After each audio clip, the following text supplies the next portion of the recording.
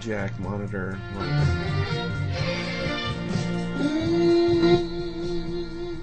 Is there bumper music? Not really bumper music as much as the stacks of old I've been playing for 12 hours straight.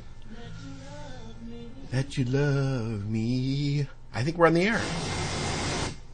Cool. Alright. Is my microphone better now? Yeah. Okay, I have it at 100% with a 20 dB boost. Well, now it sounds like you're in a vacuum cleaner. Does it? Mm-hmm. Yeah. Here's 40. Do I still sound like a vacuum cleaner? Worse. Significantly worse. How's this? Is this any better? Coming from space, it's David Ray. Yeah, I'm that bad. Okay, let me increase the decibels. And how's this? Is this any better? Really? The Maggot's offline. We're going to start this show one of these days. We can start with my sound check. Yeah, it'll be great. We're the most professional show on the World Freeman Radio Network because, none of the other chapters have a show yet, It's because those Canadians are weenies, Well, I was out there doing gardening right up until about 15 minutes till noon, so...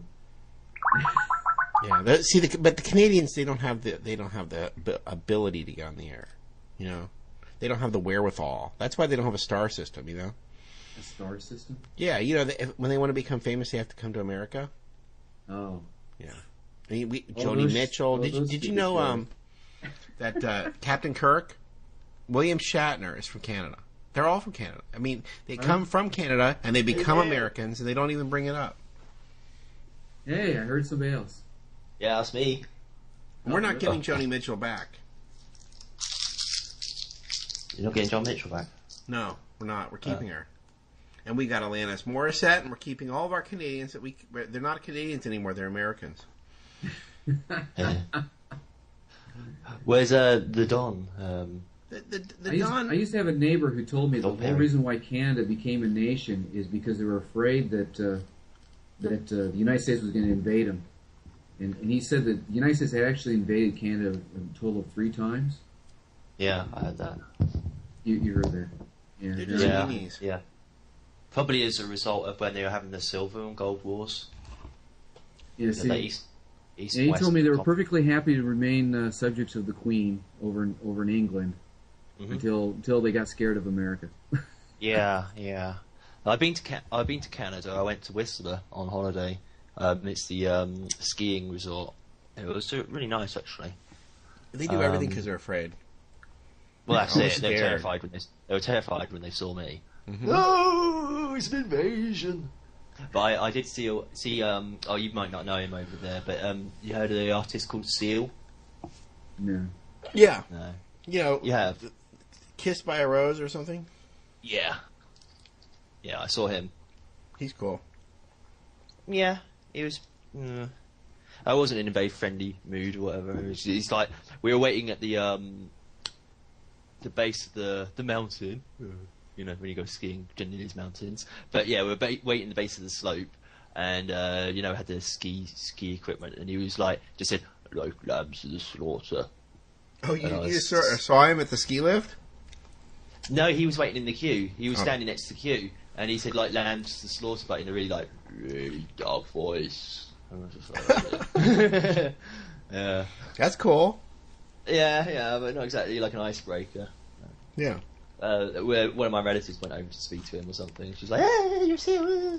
Yeah, if you really want to talk to him, you should have gotten the lift. No way to escape. He would have had to jump out. Yeah. I don't think they actually went skiing that much. I think they spent most of the time in the inns, whatever you call it, in the hotels, like smoking weed and stuff. Did you ever see that movie Ski Party? In 1965. There's no plot to it.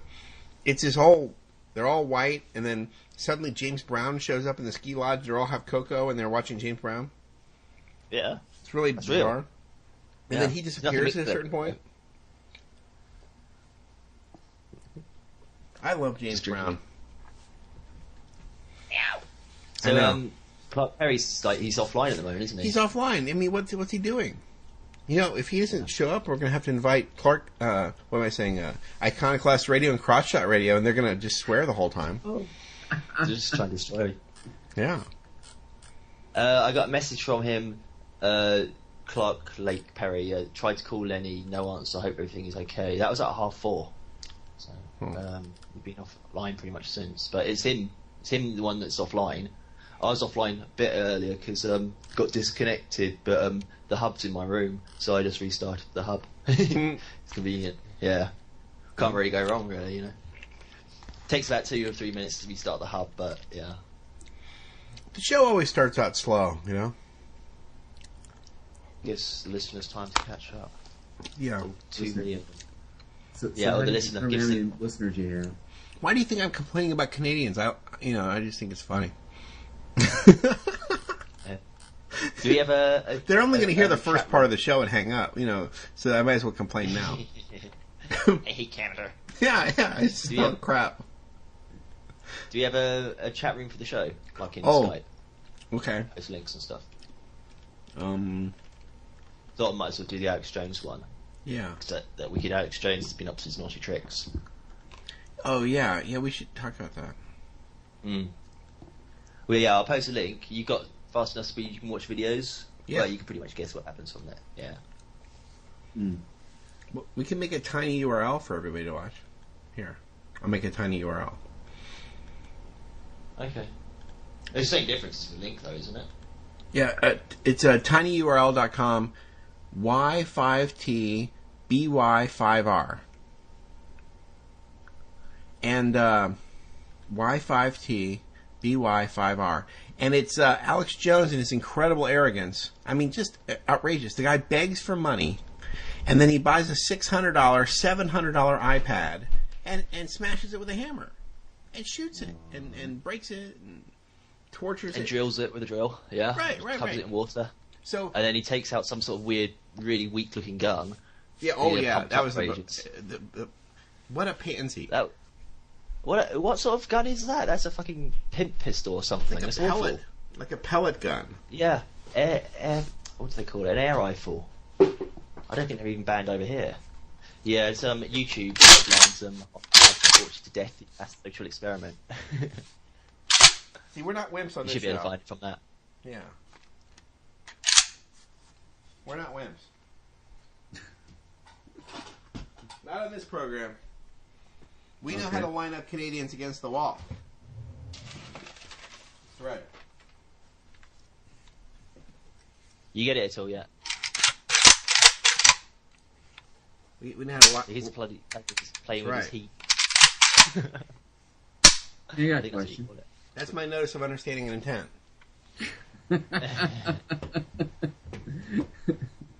Anyway, no more donations for Jones. Not like we're asking. We're not asking for donations at all, but no more donations for Jones. Find some other worthy place to give it, because he buys iPads and breaks them. I mean, you know. Yeah.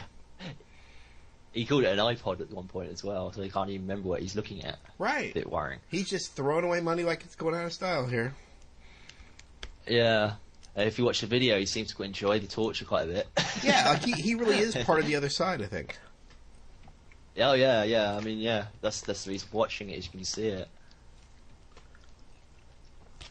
The height of arrogance. Just chucks in the torturing children stuff, you know. And he's like, "Yeah, I've got children," and so you automatically think, "Oh yeah, he's actually worried about it." But he's just quoting. Yeah, but he's got children that are going to have a bar mitzvah.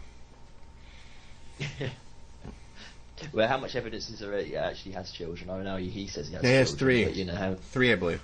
Mm. The one's named Einstein. That's not a joke. That's not comedy. I know. I'm still tempted to think he lives in a deep underground military base and just gets wheeled out. And he has all these sets in Hollywood, like when he walks about. That's a Hollywood set. No, I think it's real. Yeah, could be. My you think friend he's a real Freeman person that you can walk up to and stuff? Freeman Fly actually went there and met them all. Yeah, I suppose so. So we have some evidence. It's possible. Yeah. It's possible. Freeman Fly's a real guy. Yeah, I know. I've seen him. He was in Cheltenham. It was at a club. It was a bit weird. It might have been like somebody who looked just like him, an actor just like him, but he had like he wanted to show his dollar trick. You know, turns tricks for dollar sort of joke. And his amazing dollar trick is where you fold up the dollar bill, and you see the Twin Towers. But he forgot to bring a dollar. The $20 bill, yeah. Yeah, that's one. My son showed that to me right after. What? My oldest son showed that to me right after the event. Yeah. Yeah. I would have done anything. Change the money, do something. The government is insane. I mean, that had to be on purpose. Tell me that it didn't look exactly like the Twin Towers. And then when you have it in that position, you flip it over, it's exactly the Pentagon. The same photograph. That's why they spent so much time putting so much effort into the drawing of these notes, though. Right. Because like the original notes. Well, how long ago did they make that? How long ago did they make that note? 98, I think. I don't know. Something like that. It shows you how long they've been planning these things. Yeah, that's it. So they're planning it 3 years ahead of time. Probably a lot longer too. Drawing. Yeah, I mean they had to draw it probably in the early 90s to get it minted and all that stuff. Yeah. Because the actual original versions of those notes, all of the notes, even like the ones we have over in the UK, they're absolutely huge. They're like sort of like big oil painting size. They're stupidly large. Yeah. And they used to, I don't know if they do it anymore, but they used to like hand draw it. And if you look closely, it's all these lines everywhere, like geometric lines, arcs everywhere. It's a really sort of funny way of drawing things. They didn't just like block in anything. They use this weird sort of like etching, dithering and stuff like that. That's a lost art form. That the Wall Street Journal still has an etcher. Mm. It gives it a very dignified look, though. In the Wall Street Journal. Mm. And eventually, the Wall Street Journal tells you the truth, unlike a lot of the papers. It's a little late, but it's still the truth. I'm amazed. But yeah, etching is a big deal. It's hard to do and takes talent. Oh. One of the conspiracy theorists I was listening to says that these Illuminati, they feel obliged to tell you the truth, but they do it in such a way that you don't catch on. Or you dismiss it. Yeah. Or you don't notice it. Yeah. Where it's like demonic contracts and stuff. Like if you read like Dr. Faustus or whatever. I'm not sure if I read that particular one, but I read a lot of old grimoires and old like documents and stuff. And when you make a deal with a demon or the devil, he's got to like tell you the truth as like the upside of the deal. But there's no other rule really, so you can talk like 90% lies and 10% truth, which is basically summarising the truth movement. Yeah, because there's no actual rule how many lies he can say, but he's obliged by the deal to tell you the truth some of the time. So because in these medieval things, they always ask demons to give them the secret of things. They want to know.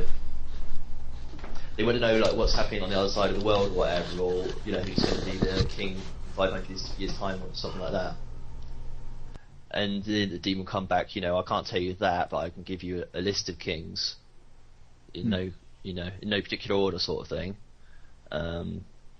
So they always try and wriggle out of it, but they have to give like a bare minimum because that's the contract is signed with blood and all that. It's a blood oath, I think.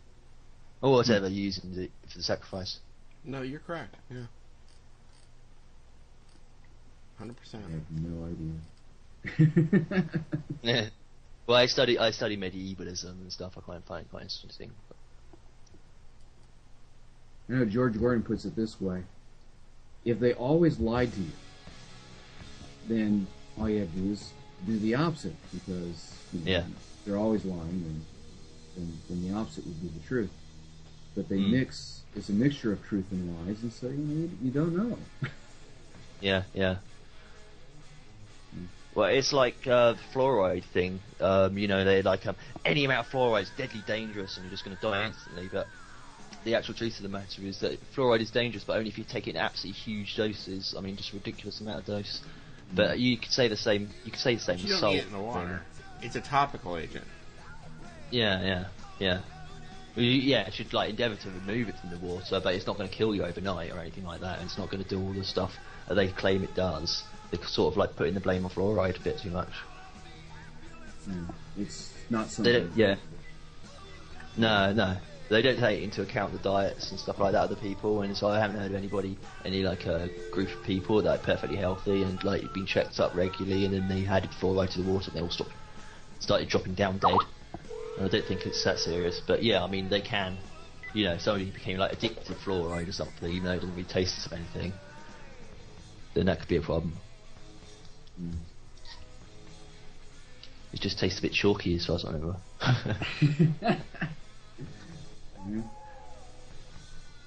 It's one of the most reactive of the elements of the metals over there. So. All right, you can yell at him now. I'm getting really mad. Yeah. Who are we yelling at? I think. Yell. Wake up! Is he actually on the line? Yeah, he's actually on the line. Oh yeah. 118. Disgraceful. We're here vamping, and he hadn't said anything yet. So I'm punishing for actually showing up. Well, okay, that's not good. David Ray hosts the show. Where's Iconoclast? Yeah, we had our Iconoclast on. So yeah. Wonderful. Let me host the show. Let me pull up my MP3 here so I can. Hello? Just a second, guys. Oh, God. He's a prima donna on top of it. Yeah. We have to baby him. Somebody get me a doctor.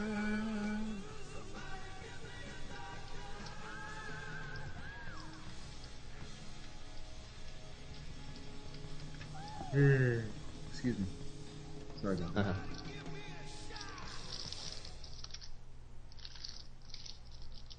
Yeah, so what contracts did they make to secure Israel then, do you reckon? Seeing as the hexagram, and obviously an ancient symbol. Whoever signed the contract for Israel, Judah Rothschild. So it's a hexagram, isn't it? The Star of David, it's a hexagram, and it's I thought that was a sign outside of Rothschild's shop, wasn't it? What, the Star of David? The red shield. But it was the Star of David, yeah. Yeah, the Star of David is a six-pointed star that's used as the flag of Israel. Right. I was just thinking, what demon did they bind in that? I don't know. It's witchcraft. Yeah. I have no idea.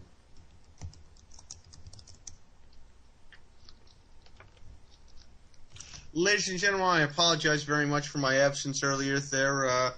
Welcome to American Freeman. My name is Don Freeman on the land Perry. I am joined by the people that have been most gracious to me over the last few days and allowing my personal issues to be something that I'm trying to get back under control and take care of. I am joined as always, at least I hope I am, as long as I can figure out exactly what's going on here today. Lenny Bruce, also known as Efstratios Constantine, the president and administrator of the Americas chapter of the World Freeman Society. I apologize and I ask for your indulgence. I'm sorry for being late and delayed here today. Thank you very much for being with us. Send my cat over to bite you. That's fine. They're going to have to get through all three of my cats and my dog, so that I got one tough cat. His name's Vicious Monster. I mean, well, I've got a cat whose full name is actually Catmandu Vicious Longpaws. Another vicious. Well, see, mine's tough. He's a tough guy. He's out there looking at the window now, stalking. He's prepared. Mine's a fighter. Mine has shredded at least 8 of my curtains in my whole house trying to get at birds on the other side of windows. Oh, we don't even have a box in this house. He's destroyed everything. Fair enough. We are also joined, as always, by our host across the pond there, our introspective and retrospective from the wonderful Commonwealth of Great Britain. Maggot, thank you for being with us today. Thanks. 20 minutes after I started talking.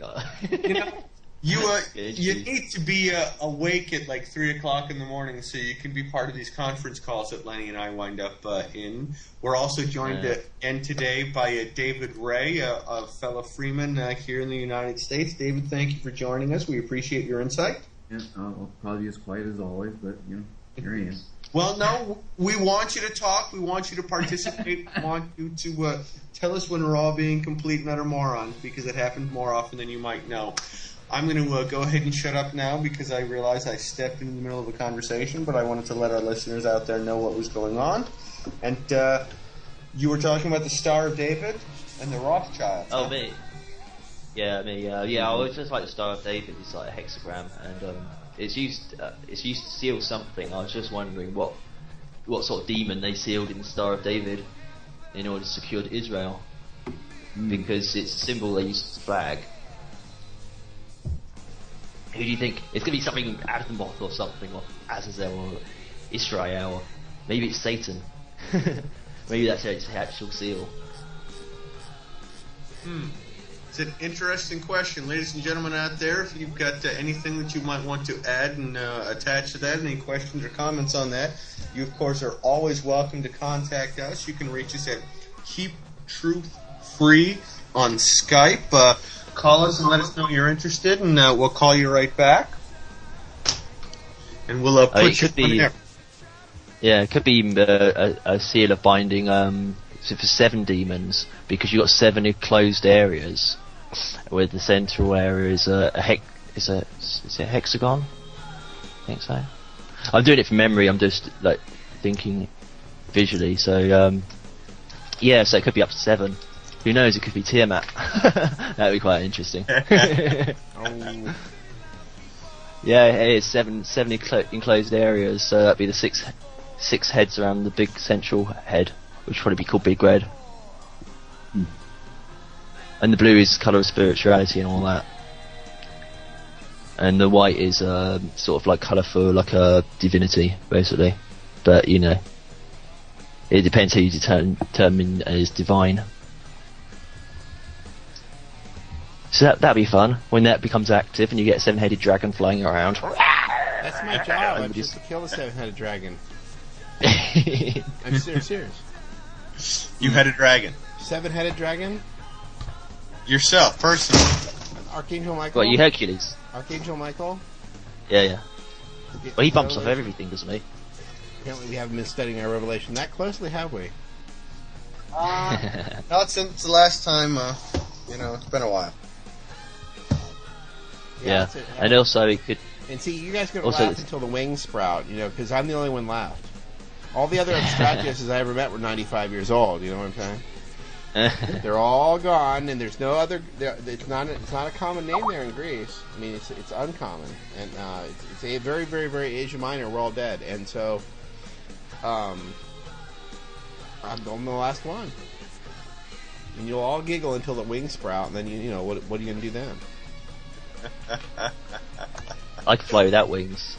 A bit superior. Yeah. The wings are there as the reference for the people on the lesser astral plane. I work for the man, He's going to show up here, and I got a lot of work to do. Yeah. That Gabriel guy, he's over. He's finished. He did his job. You know what I'm saying? Mine's just beginning. Yeah. What was his job again then? He's the one with the size. With Dave Geffen. Okay. Oh no! He handled some of that Old or New Testament stuff. That's right. Yeah. I'm talking about like the associated angels of death as well. Right. You find them in churches. Well, he told Mary that she was going to be pregnant and all that other stuff, but the job's over, and so the new job, me, hey, guess what? You're pregnant. Hey, I'm free now. Right. See, I don't consider that as difficult. I have to cut off the 7 heads. That's hard. You'd probably be better side as well rather than the sword. I mean, what did he need the side for? It's only so he can be called the Grim Reaper and be on Bill and Ted. Mm-hmm. Really, that was his big claim to fame, because it was like still had some energy left over, and he was like, I'm bored of this. I want to go to Hollywood. Right. He's retired, really. Yeah.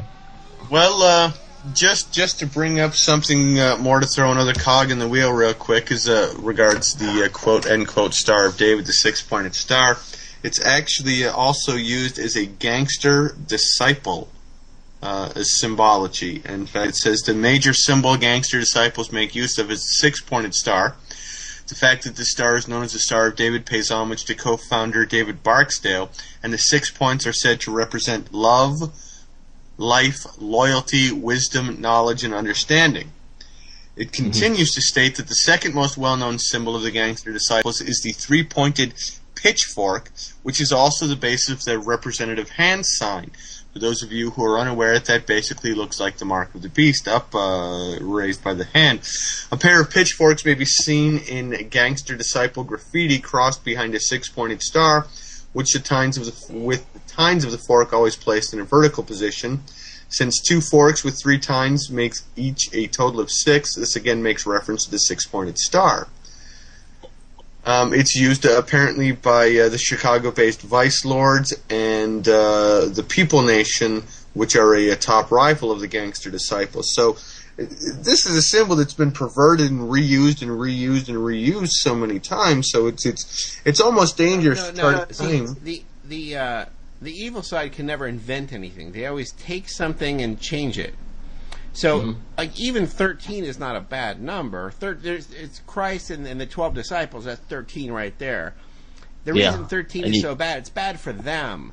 Jack B. Molay. Jack B. Molay was killed on the Friday the 13th by the Pope.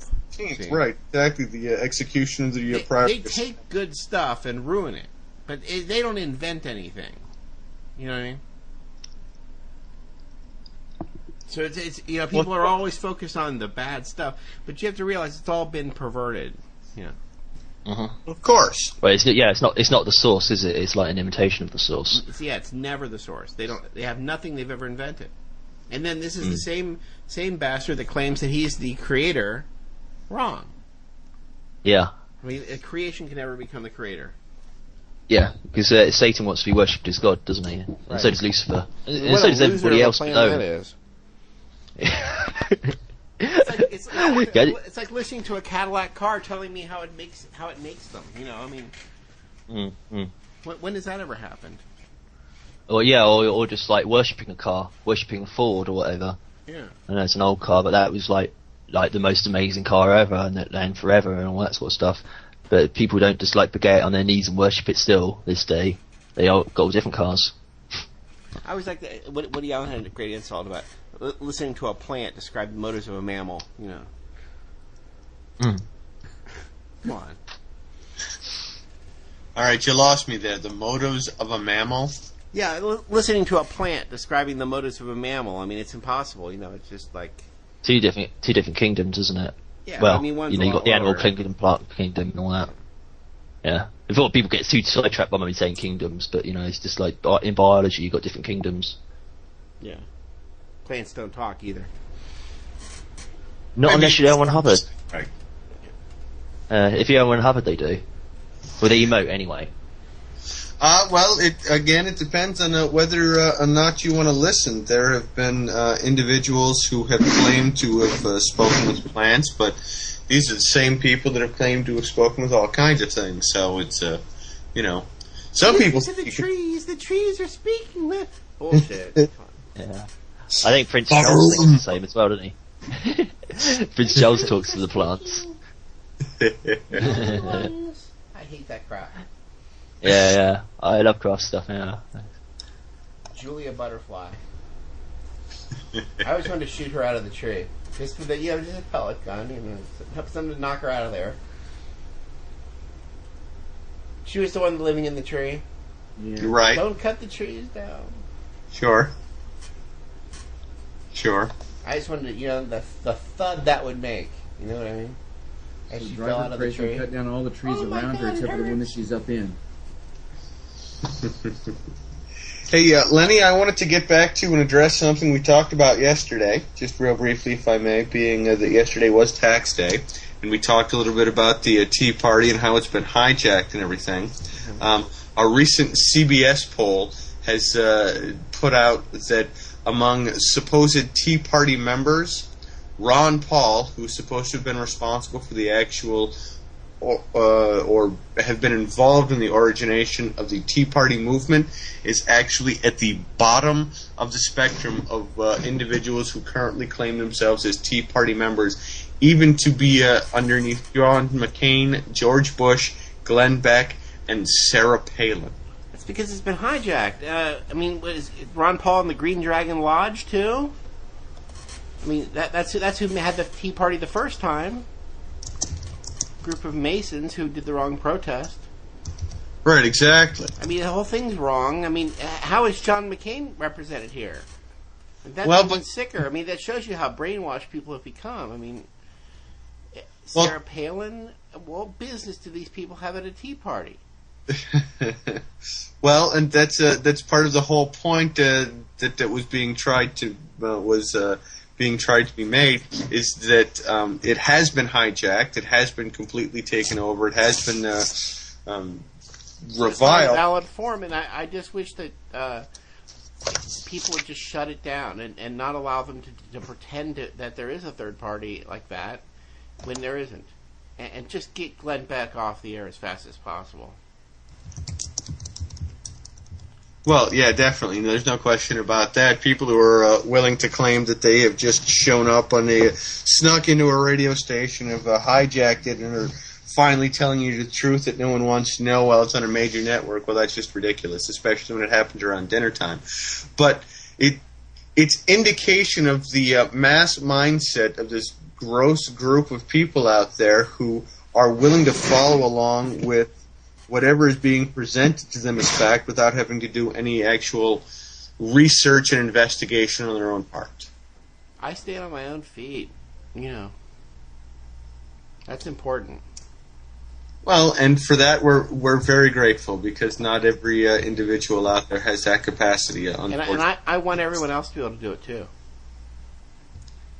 Speaking of the Tea Party and things yesterday, did any of you see the video off of one of the major news networks that claimed that Obama fans stormed the Tea Party protest in Washington, D.C.? But then if you actually watch the video itself, it turns out to be less than, it's like 0.5% of the people who were protesting for the cause of Obama were represented by any individual that was storming for part of the Tea Party. So I don't see how they can claim that they've crashed the Tea Party when they're actually about 1 to every 50 person are represented by the Tea Party, and how much mainstream media then, of course, controls our perceptions about everything. Any of you guys see this story at all? Did you get a phone call? It was nothing personal. It's somebody trying to claim that they have a contract with me to collect a debt. Oh. But when you're saying they're storming it, what do you mean? They're trying to crash it, or? Well, yeah, exactly. That's exactly what I'm trying to refer to here. The smug, and this is according to the source that I'm pulling it off. Obama showed up? Well, no, they're saying the leftist blog Talking Points memo claimed yesterday, April 15th, tax day here in the U.S., that, quote, the loudest and most boisterous protesters at the Tea Party rally weren't anti-Obama conservatives, but were instead Obama supporters who crashed the event with a huge banner reading, "Thank you for our tax cuts." You see how they're cloaking this? Sure. Now it's a Republican protest. They're anti-Obama. Right, exactly. 9/11 is an inside job. You can't bring your flyer. You can't bring your sign. Can't be said. That's anti-establishment. It's not. I am pro-government. Really, if you think about it. Well, maybe not. Well, no. I just don't want them. They're crazy people who want a one-world government and committed treason. They've got to go. They can't fix the problem. Well, let's if we can, and I'd like to get Maggot's perspective and David's perspective on this briefly too. You made the mention that you're not anti-government, and that's one of the biggest things that I run into when I've tried to share anti-government. Well, when I try to share Freeman identity Freeman thought, Freeman society, Freeman on the land concepts with people, their initial knee-jerk reaction is, well, you've either found a loophole in the law or you're anti-government and you're against the whole system, and if you don't want to be part of the society, why don't you just move out of the country and everything else? And I found that so many of these people just don't have a comprehension of the language that they're using in the first place, much less having spent any time to understand exactly what we're talking about. So I'd like to spend a little time talking about the difference between being anti-government and being pro-government, as long as it's limited to the effect that it's supposed to be handling itself. And see, the thing about it is, the common law and things like that were made into loopholes when they paved over with admiralty, so that the very elites and government officials and Jews and Masons and all these people, elites of all kinds, could just skip out of the system whenever they wanted to. They weren't created as loopholes. They were made into loopholes. It was the way that we operated in the first place. Are you there? Yeah, I'm here. I'm listening. I'm just waiting. It was the way it was made in the first place. It was the way the country operated in the first place. And then only when they paved over with this admiralty garbage, pretending we're underwater and maritime admiralty, that somehow now they're loopholes for these elites. They're not loopholes. We're going to take off the pavement and find the cobblestones underneath, and maybe we'll like cobblestone. I don't know. It's a terrible metaphor. Somebody's calling. Let me go walk over and find out. Who did we lose?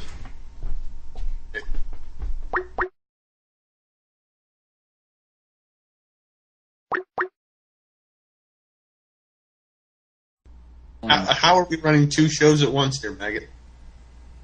Hello? Hello? I don't know. You're on the same line. I know. David Ray is the host. Am I? Yeah, hold on. Let's switch over again. I just disconnected for 5 minutes, so I don't know what happened in that 5 minutes. Oh. Hang up so that somebody else can take over? Yeah.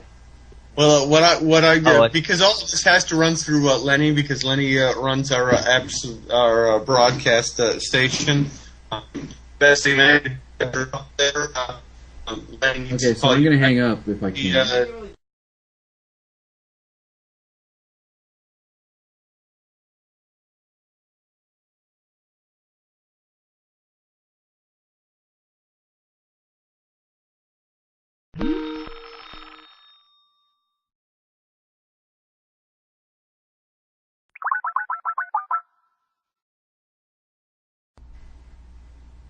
Okay, is that better?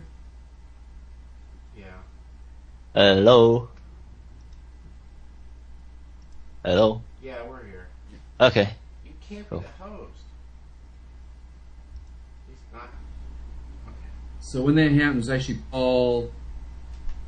Don't call the rest of us back, because then they all pick up over there. Yeah, I wait until I get a call from Lenny. And we still don't have areas. Can anyone hear me? Yeah. Geez, I don't know what the heck happened there. I'm sorry, ladies and gentlemen. I apologize about that. All kinds of wonderful things in our first week here live on air. Once again, just to let you all know, you are listening to American Freeman on the Freeman Radio Network. We're talking at the moment about the hijacking of the Tea Party, the complete control by the U.S. government, and what we can do to actually get out of it. Now, Lenny, you were mentioning that from the beginning we operated under a common law versus under corporate law, commercial law, and that we've been... It's the law of the sea. That's why it's so offensive. It's the law of the sea. How dare they? It's the identity that the individual who's in control of the ship has absolute final control over the entire entity and everything upon the ship, because if you step up against that control, you're either in mutiny, which we would consider under common law as treason, based upon nominal sense, but also that they're in absolute control because it's quote-unquote their ship. Look, I'm on land. Law of the land is different than law of the sea. And it exactly should be, and I definitely think that a vast majority of people don't understand how that difference occurs and how it happened and why it applies to them. And that's why I think so many people just have an automatic knee-jerk reaction because, as somebody very close to me said, well, if you don't like America's society, why don't you just leave the country? Because they have zero capacity to understand that a society doesn't mean a group of people that are all huddled into a house and been convinced that they're on a ship in the middle of an ocean. And that if you step off of the ship, you're going to wind up falling into the water. No, if I step off a ship that's on dry land, you know where I'm going to land? Dry land. Yeah, but it's time to push these people back into the water. These people who like this garbage, if they love maritime admiralty so much, it's time to go back into the water, get off our land. You see, I fully support letting them exist in their delusion. No. If they want to insist we're underwater, I am not underwater. I am on land. We have the law of the land. It's time to respect the law of the land. And if this is the law of the sea, get onto the water. Well, but that's what I'm saying. Step out of that society and recognize that just because they want to believe that they're on the sea, even if they're on the land, that's no longer your problem once you've stepped out. No, it is our problem because they have forced their law of the sea on us. It's time for them to get back onto the water. Well, and that's what, you think I'm joking. It is the law of commerce on the water. Sure. Time to go back to the water. Well, but that's why I advocate. I'm staying here on the land. That's why I advocate for Freeman Rob Arthur's of the Family Menards idea of creating a C-3PO in Canada, and I definitely think here in the United States a C-2PO? Yeah. That's the American. So would that be the reason why... AC-3PO is the American idea? No, AC-2PO. AC-2PO is the American one. Well, because we don't have three C's. We have two. There's an A in front instead of... Fair enough. But that's a joke, doesn't it? Yeah. Apart from the obvious R2-D2 one. Yeah. Fair enough. But no, that's part of why I advocated, because first of all, you can't get rid of commerce law. There are always going to be companies, there are always going to be contracts, there are always going to be people on the land that are operating under commerce law because they have to, because they are governmental employees. I mean, the entire system, if you accept that you are an employee of the government, you have to accept that you are bound by the statutes that control that society that you have joined by becoming an employee of the government. So you can never fully eliminate it. You can merely not have to be bound by it by not being an employee of the government. I mean, that's what the whole process of rescinding and reversing your Social Security number and your birth certificate and everything else is. It's not negating that the system exists. It's negating your obligation to be part of that system or society. Let them go ahead and do it. Let them be mean to each other. Let them try to extract as much as they can out of each other. Let them be pissed off at each other. It's the same concept as if you come onto a land and the people that exist on that land are fighting and killing each other, let them go ahead and fight and kill each other. Why pick a side? Let them do it.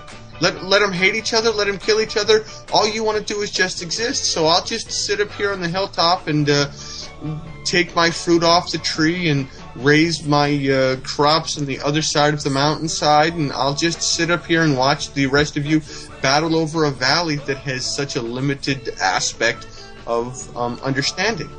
If you want to control hell, be my guest. You can fight with each other to control hell. I just don't need to be part of hell. Right. You know, you're never going to change that. You can never refute that it exists. You can never destroy it. And you have to realize that once you stepped outside of that society, once you stepped off that boat onto dry land, they can believe and do whatever they want because their delusion is their delusion. Our purpose and our point is to try to allow individuals and people the aspect and the knowledge to be able to move into where they no longer have to be part of that society because they realize that they are free from that society automatically by being a human being. Anyone who chooses, even as a human being, to stay, quote, end quote, in that society, well, that's their choice. And if it's their choice, well, I'm not obligated to free them or to destroy the structure that they choose to live under. If they want to continue to live under a delusion, that's their choice, that's their process, that's their purpose, that's their right. I wouldn't do it, but, you know, it's akin to, I may not agree with everything you say, but I will defend to the end your right to say it. I may question where you say it, but sounds like Voltaire as well. I'm not going to take from you your right to say what you think and you feel, because I want you to allow me to have the right to say and think and what I feel. It's the Byzantine identity in its absolute form. I don't have to force you or the people that control you to cease to exist. You, by yourself, can only choose to allow them to have authority over you. And if that's what you choose and that's what you want, okay, more power to you, but it doesn't affect me. It's like when Menard talked about the notary public that he dealt with, who looked at him at one point and said, man, I wish I could do this stuff. But knew that he couldn't, because to be a notary public, he had to be an element that existed as an employee of the federal government that he lived under, and by such he had agreed and consented to being part of a society that imposed laws and structures upon him. Or her, as the case may be. I don't know, as Menard referred to what the sex of the notary was. But it's that idea, and police officers are the same way. Menard talked about this, and I've run into police officers that are the same way, that when you start giving them information and they start learning and figuring things out for themselves, they get not only more tolerant of who and what you are, but more and more pissed off by the limitations that have been placed upon them, because they are a government employee and cannot move outside of that society that they've already agreed to be a part of. Because the society is going to exist, hands down. You can't control that. You can't get rid of it. You can't destroy it unless you're in control of society, in which case all you've done is supplanted one dictator for another. Accept that it exists. Accept that it's real. Accept that it's out there. Accept that it has a necessity for the people that give it necessity. But learn how to operate the system from the outside. Use it to your advantage, and learn how to know when that system is trying to enforce itself upon you when you're outside of that society. I don't care if people want to be deluded. I don't care if people want to think that the sky is purple when it isn't. That's their problem. It's not mine. We're here to help encourage people to realize that there is a way to exist outside of this, that they're not bound by this, that they don't have to be limited by this. But if they so choose, well, that's their own problem and their own fault.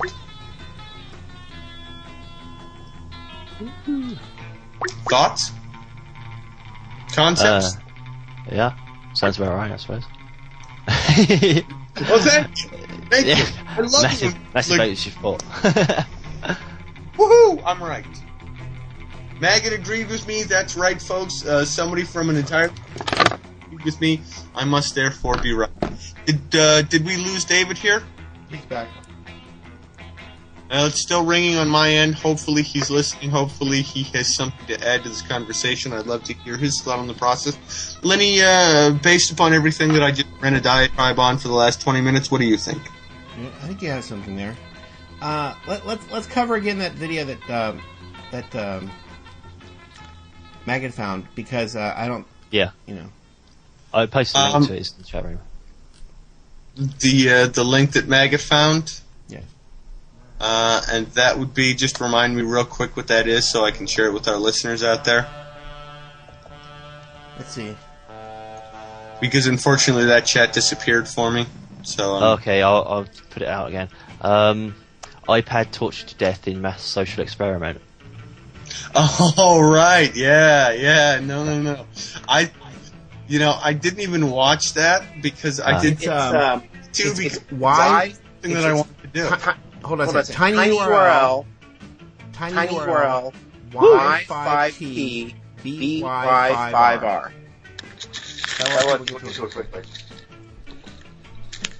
Is there a reason we're echoing like that? These words were so important.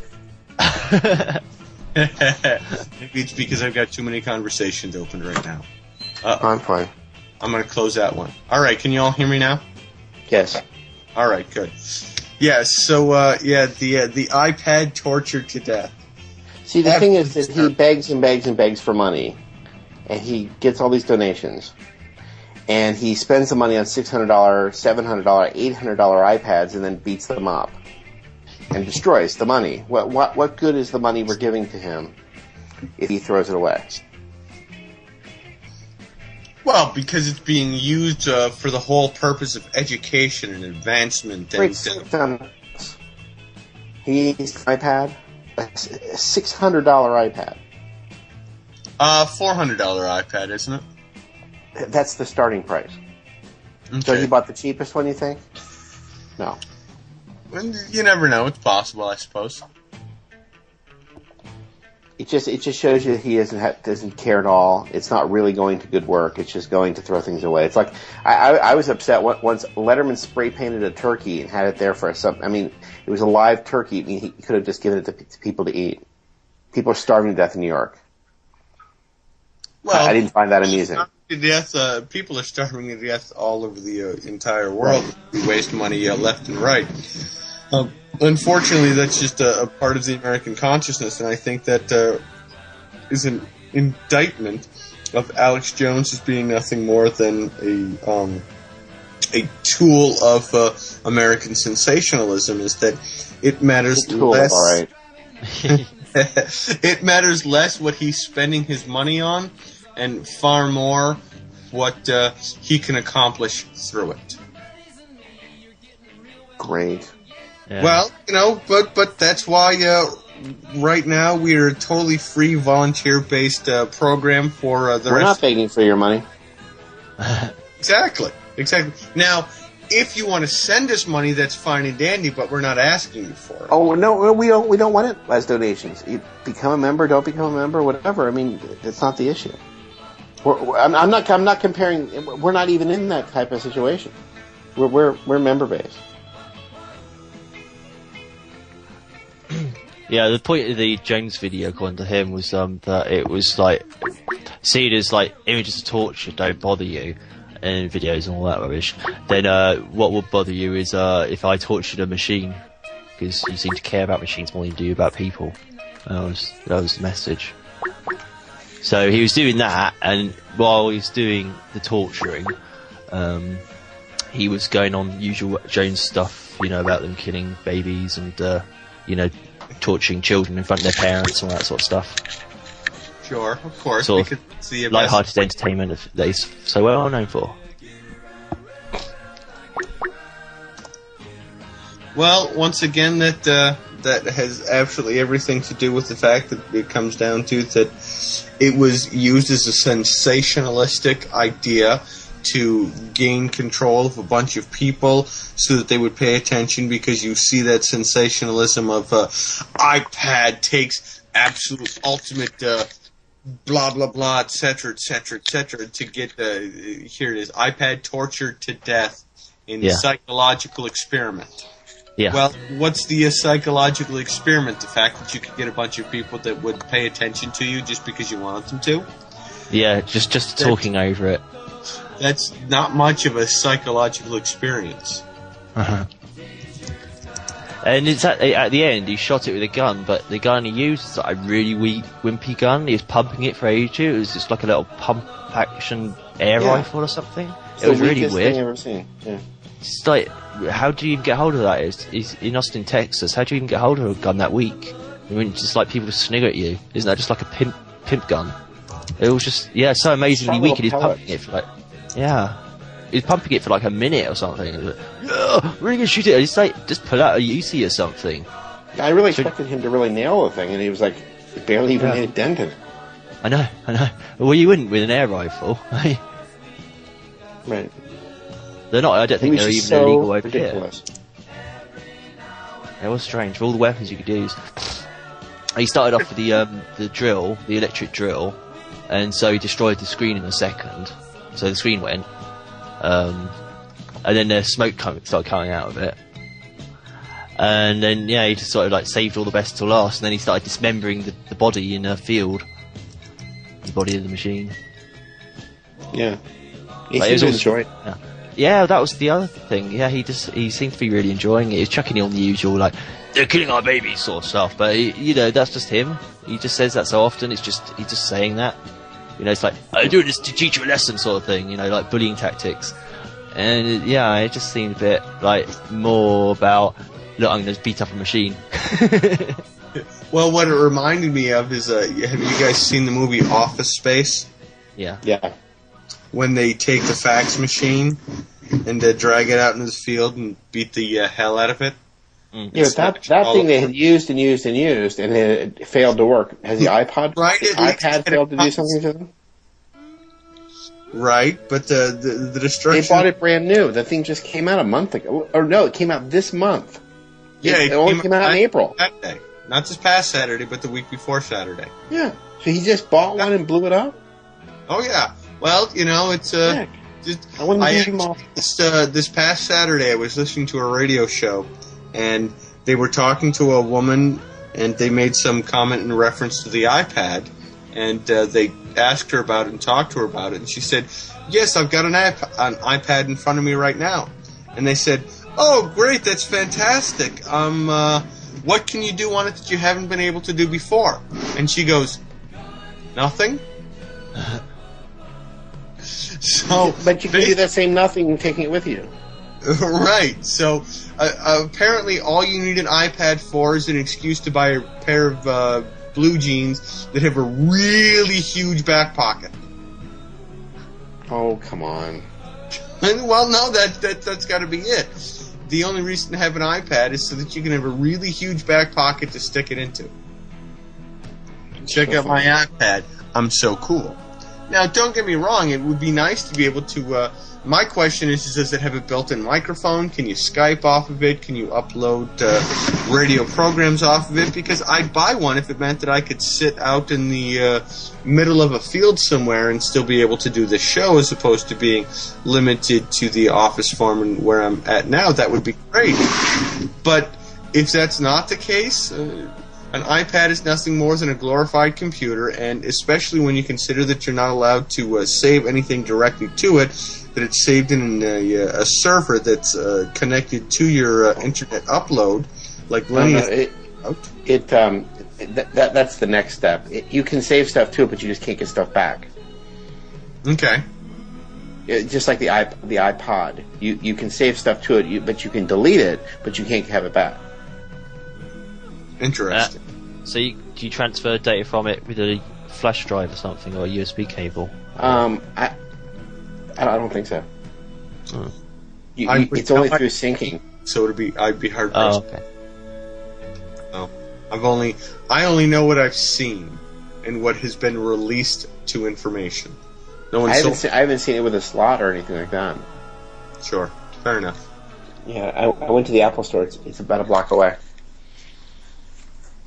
Well, that's because you're fortunate enough to live in a city that exists like that. Ladies and gentlemen, once again, it is the top of the hour. It is about 2:01 p.m., depending on where you are. Good afternoon, good evening, good morning, depending on where you're listening to us from.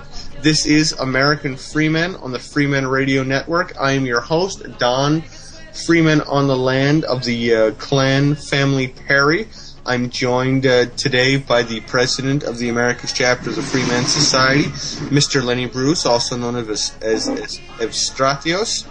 I am also joined by our compatriot across the water there in Great Britain, Maggot.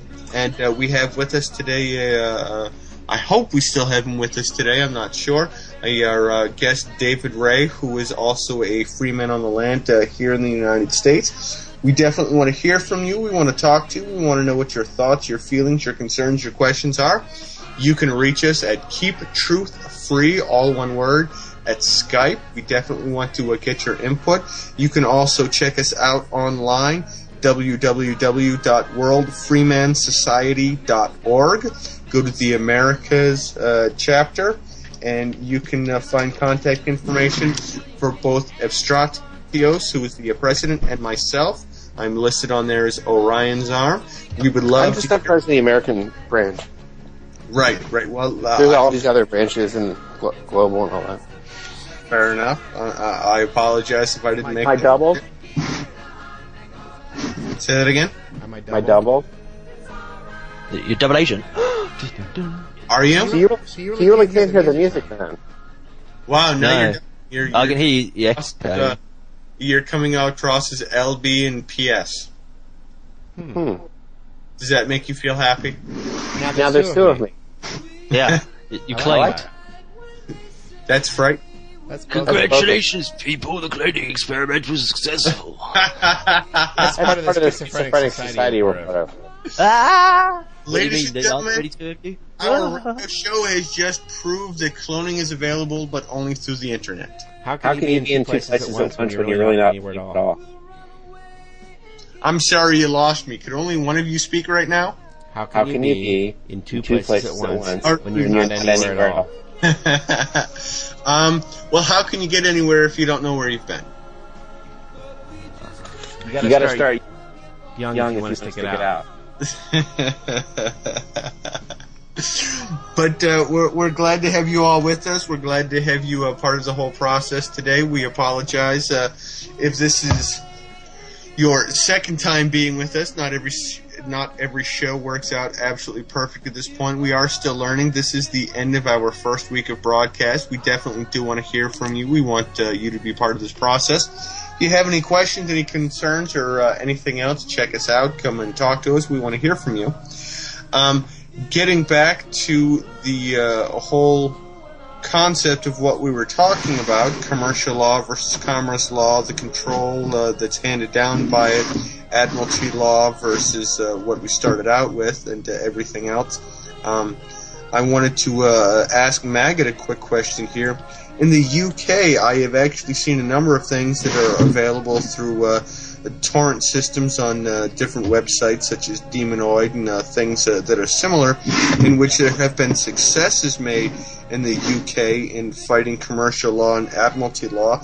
I wondered if you had any direct experience with them, or if you've come across anything that you might be willing to share with us. About, like, people sharing files? Well, sharing files, sharing information, standing up against this NWO, standing up against commercial law, anything that you could allow our listeners the opportunity to tap into. I haven't got anything that can help them directly. The thing is, I'm known as a pirate. I've been known as a pirate for decades or years, whatever. Because I started doing like tape trading on the ZX Spectrum,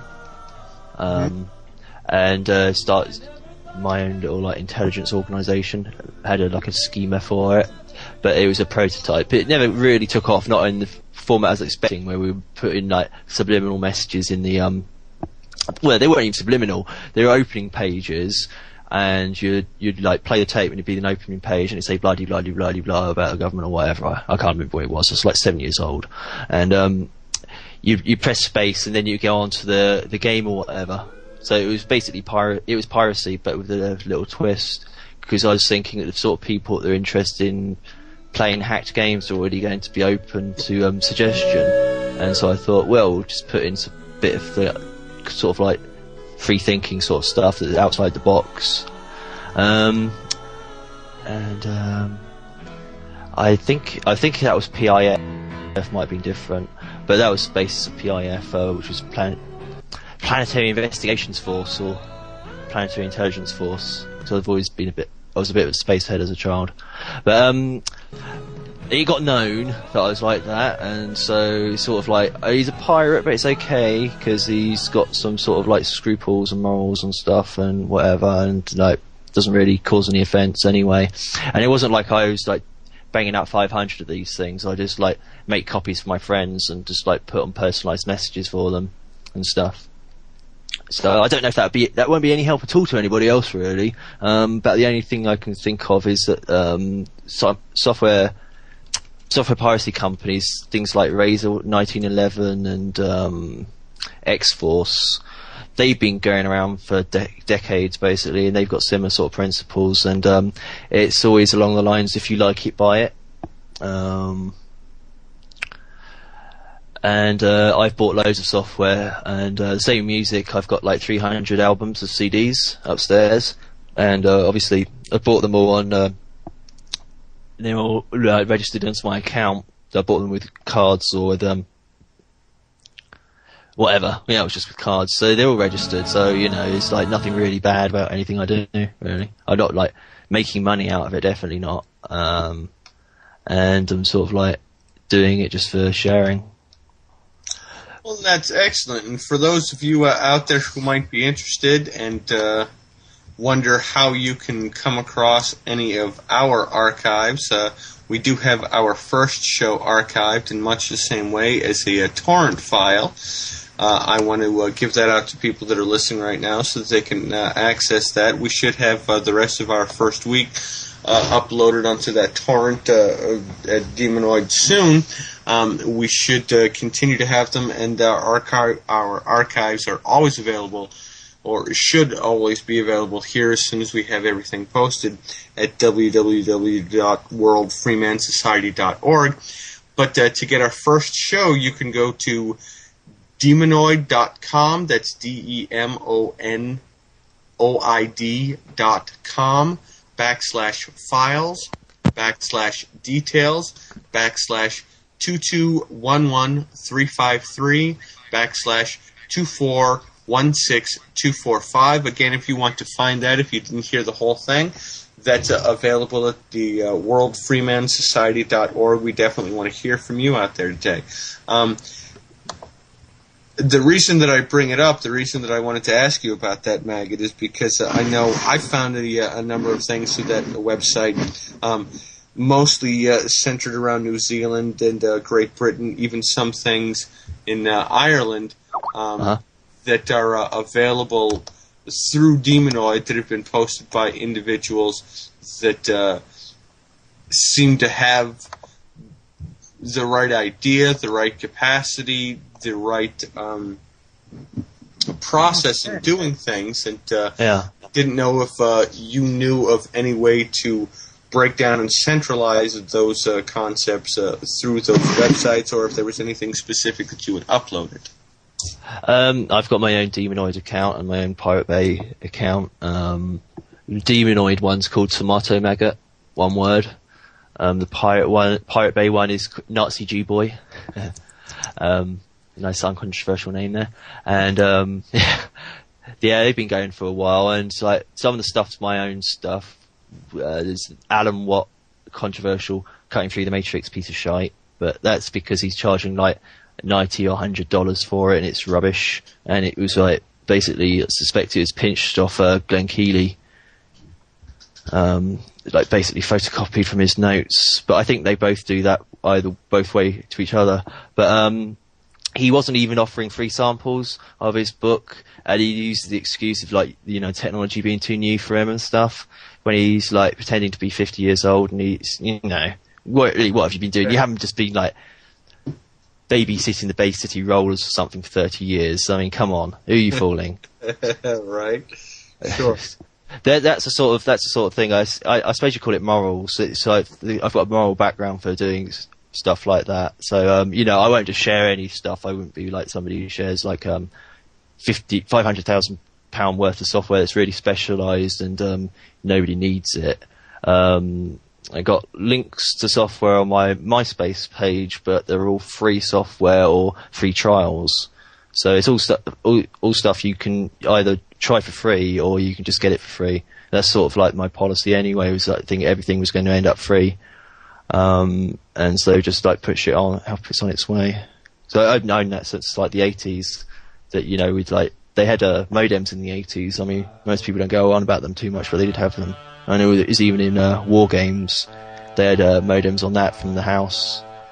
So really, the internet was nothing. We were waiting for something like that, because he already had like a version of the internet, but you had to go through humans.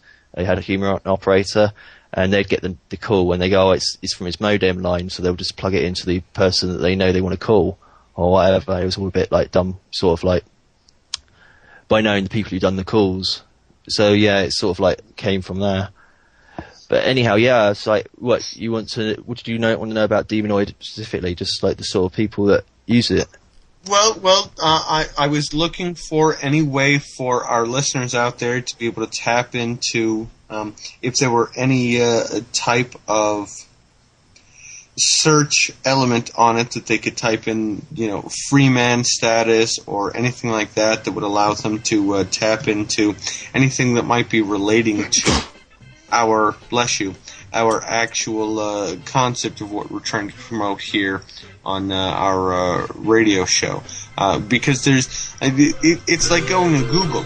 You can you can go to Google and you can enter in just the word, question, and you'll get 700,000 sites. I mean, obviously you don't have the time to work through everything. Okay. Yeah, I have an understanding of how to look for what I need to look for, but that's because I've been in it for the duration of time that I had. I didn't know if there were certain things on Demonoid that you had come across that might apply to, common law, sovereignty, existence, that you might be able to help direct our listener base out there in attempts to achieve and find. Well, I mean, you can find the World Freeman Society stuff just by typing in WFS in the search. I've just done it now. I've got one come up. As for stuff based on it, when you make a torrent, you put in keywords for other people to search on. So you really need to think about what you want for the keywords. It's words that define what you're doing in the show. So I mean, what would you want to look for? I say common law, I suppose. So I suppose you just put in common law in the keyword search. So when you create the torrent, I should keep in mind what kind of people I want searching for the file. Well, you definitely want to make sure that it's tagged out so that when people are looking for it, that if they're looking for our specific philosophy, for lack of a better word, you want to make sure that it has a tag attached to it that makes it easier for them to find.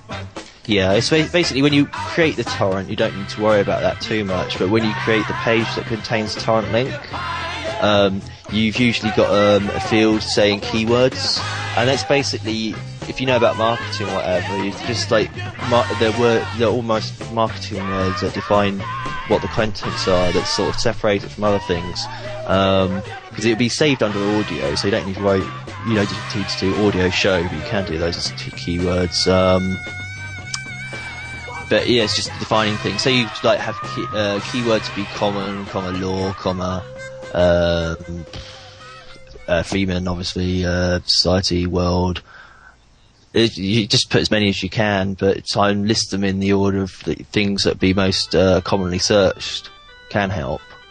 I'm just going to look for one of mine, see what I got as keywords. Okay, no, mine was silly. But I got loads. Mine was silly, but it's hilarious because it's the bumper fan pack of Maggot, which is like a collection of all my old stuff, and I didn't get that many peers, yeah, but I changed the tags, and now I've got 30 people at a time trying to download it. It's gone massive. It's just ridiculous. I get more peers on average than A View from Space with Gary Bell. And that's a weekly show. I suppose it gets millions of listeners. I'm like, crap. It's like, whatever. Supposedly. Yeah, I know. I think it's only 5. In the United States, and there are TV shows that claim that they're the most influential in the entire United States, and they get a million viewers out of 75 plus million people in sometimes even one city.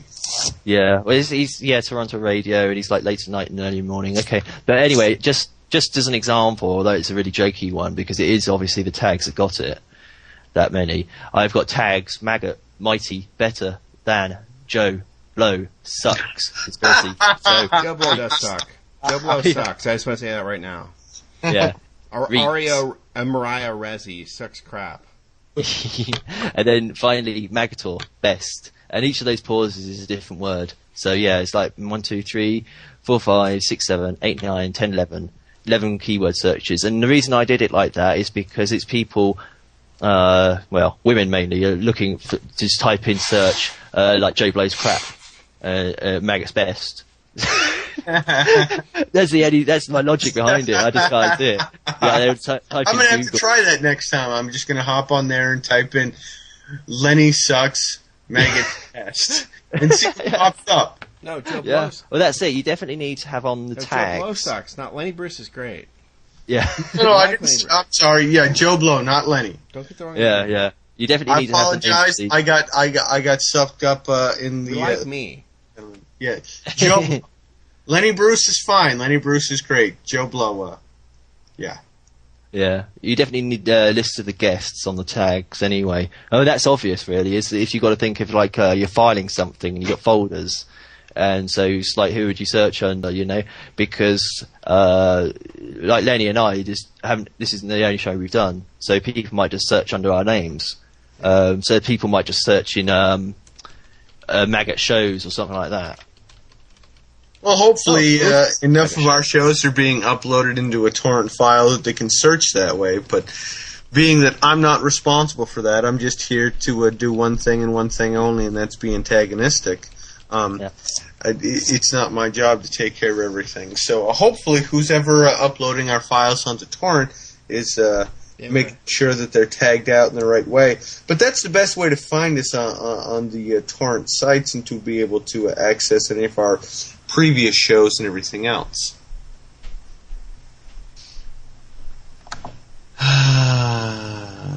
There are just so many words coming up, matches coming up for Maggot, though. It's just hilarious. Will Maggot show up on Sunday? I don't know. It depends if he's hungover. Gordon Ramsay's got Maggot cheese. Well, how did you find out about that? I thought it was quite well cleaned. If you're hungover, I'm definitely calling you first thing in the morning then. You gotta call me earlier because I'm still in a bad mood from waking up. If you can't tell. Well, I definitely I apologize. Then I should have called you earlier. I've been in a dead kind of mood. Ladies and gentlemen, you have to realize that because this is an internet radio broadcast, we are from all different parts of the world, all different time zones, all different locations. So bear with us because some of us have been up for hours and some of us have only been up for a couple hours, and some of us may have been napping for quite some time this morning. Some of us are still napping. I've got Captain Maggot Save the Show as well, which is good. Captain Maggot Save the Show. That's what they say. We could have used that last night. I do want to raise this point just real briefly because I have been one of the unfortunate parts of becoming part of this whole people.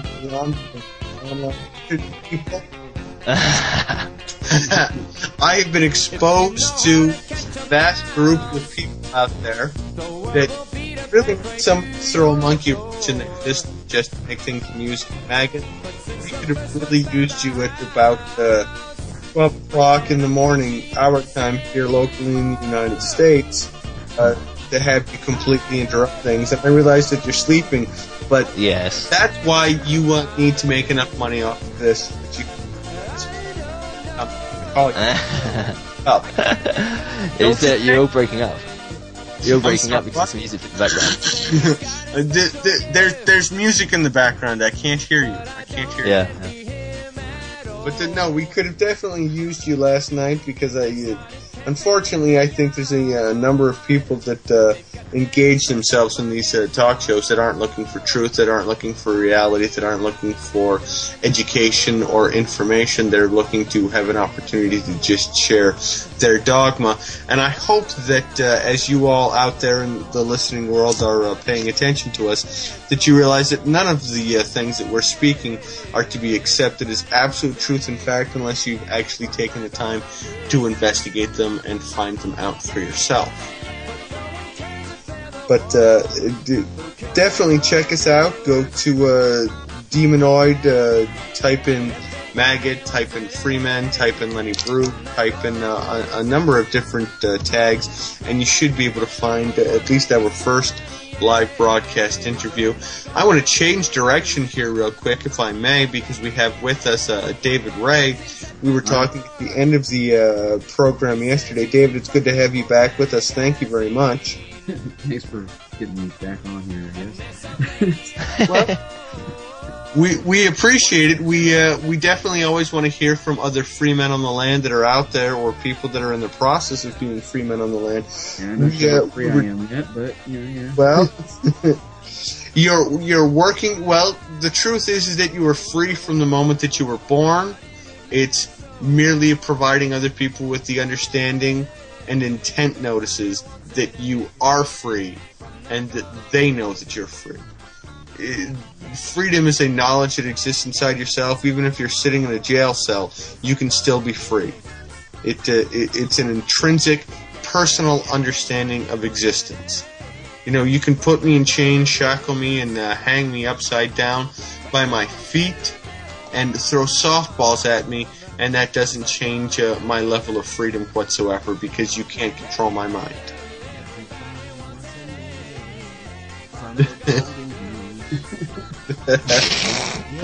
Yeah! Bravo! Yeah, yes, I don't just like to speak. That's wisdom. I put WFS in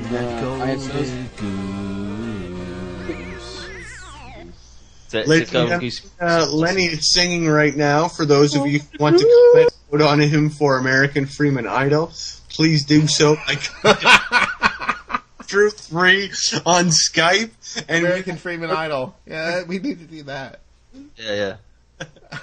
But David, we a lot of people. We went off the air yesterday afternoon at 4 o'clock Eastern Standard Time, like we do every day. But we definitely wanted to continue having a conversation with you about your experiences and what you were going through, especially as a person who is working through the process and working through the system, because I imagine that there are a number of people out there listening to us. I hope there are a number of people out there who are listening to us right now that are beginning to come to an understanding of how to become a free man on the land and what that requires out of them, and what that whole process is. You had shared some of your court stories and what you had gone through. I'd appreciate if you wouldn't mind sharing them again with us, especially how your comment of "I don't understand" affected a judge out in California. Yeah, just before I found out about Mr. Menard, I was brought in to confirm that I understood these parental guideline attachments that had been attached to our documents, and that I had signed off on early on, and I feel it was under duress because I thought I was going to lose my children if I didn't say yes. But they weren't applying them equally to my wife. And so the judge asked me if I understood, to saying, here are these things. Do you understand them? Are you going to obey them and such like that? And when she asked if I understood, I said, well, no, I don't understand. And my attorney grabbed me by the arm, and the judge is flying off the handle, telling him that, if you can't control your client, which I thought was bizarre, because, he's my employee, and he's supposed to control me. And we'll address that in a moment. Go ahead, keep going. So he grabs me by the arm and pulls me out of there, and basically threatens to quit on me. All right, and at that point, I wasn't ready to let go of him, because I knew I didn't know what was going on or how to handle it or what. And so, when he threatened he was going to quit if I kept grandstanding, as he put it, I promised him that I'd say, yeah, I understood and stuff like that, but...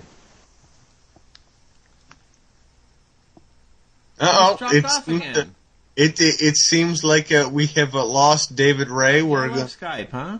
It's just one of those things that we have to do with. Welcome to the wonderful world of radio and broadcasting, folks. David did raise one of those an issue that I wanted to get back to here. So I was talking to air. Oh, I'm sorry. No, I have a question. I have a quick question. Welcome back, David. So there he is threatening you about that he's going to quit, and then when you fire him, he sues you for firing him. He's suing me for not paying him. Yeah, but it's the same thing. He has to. He threatens you. He's going to quit. If you fired him, why do you need to pay him if you fired him? I guess is our question here. He was your employee. Why do you pay him if he threatens you? Had you signed a contract with this individual? I did sign an intake form, whatever that is. Lenny, you want to fill that? I'm not familiar with what an intake form is. Do you know? You know, like when you go to the doctor, you get an intake form. Yeah. But the initial contract was made verbally by phone here in California, or here in Missouri, actually. And so, you know, when he when he's put on the small claims court, that the reason why he's able to sue me was because either I lived out there or did business out there, or I had injured him, or had done damage to his property, or the contract had been initiated out there. Well, all four of those were false. So that's. And did you have proof that all those were false? I'll bet the last one. Okay. I'll bet the last one, though, it's his word against mine. You know, Sure. I will stick to the truth. If he chooses to lie, so be it. But that means that they'd never be able to resolve it, because I will never abide by any judgment that's based on him lying.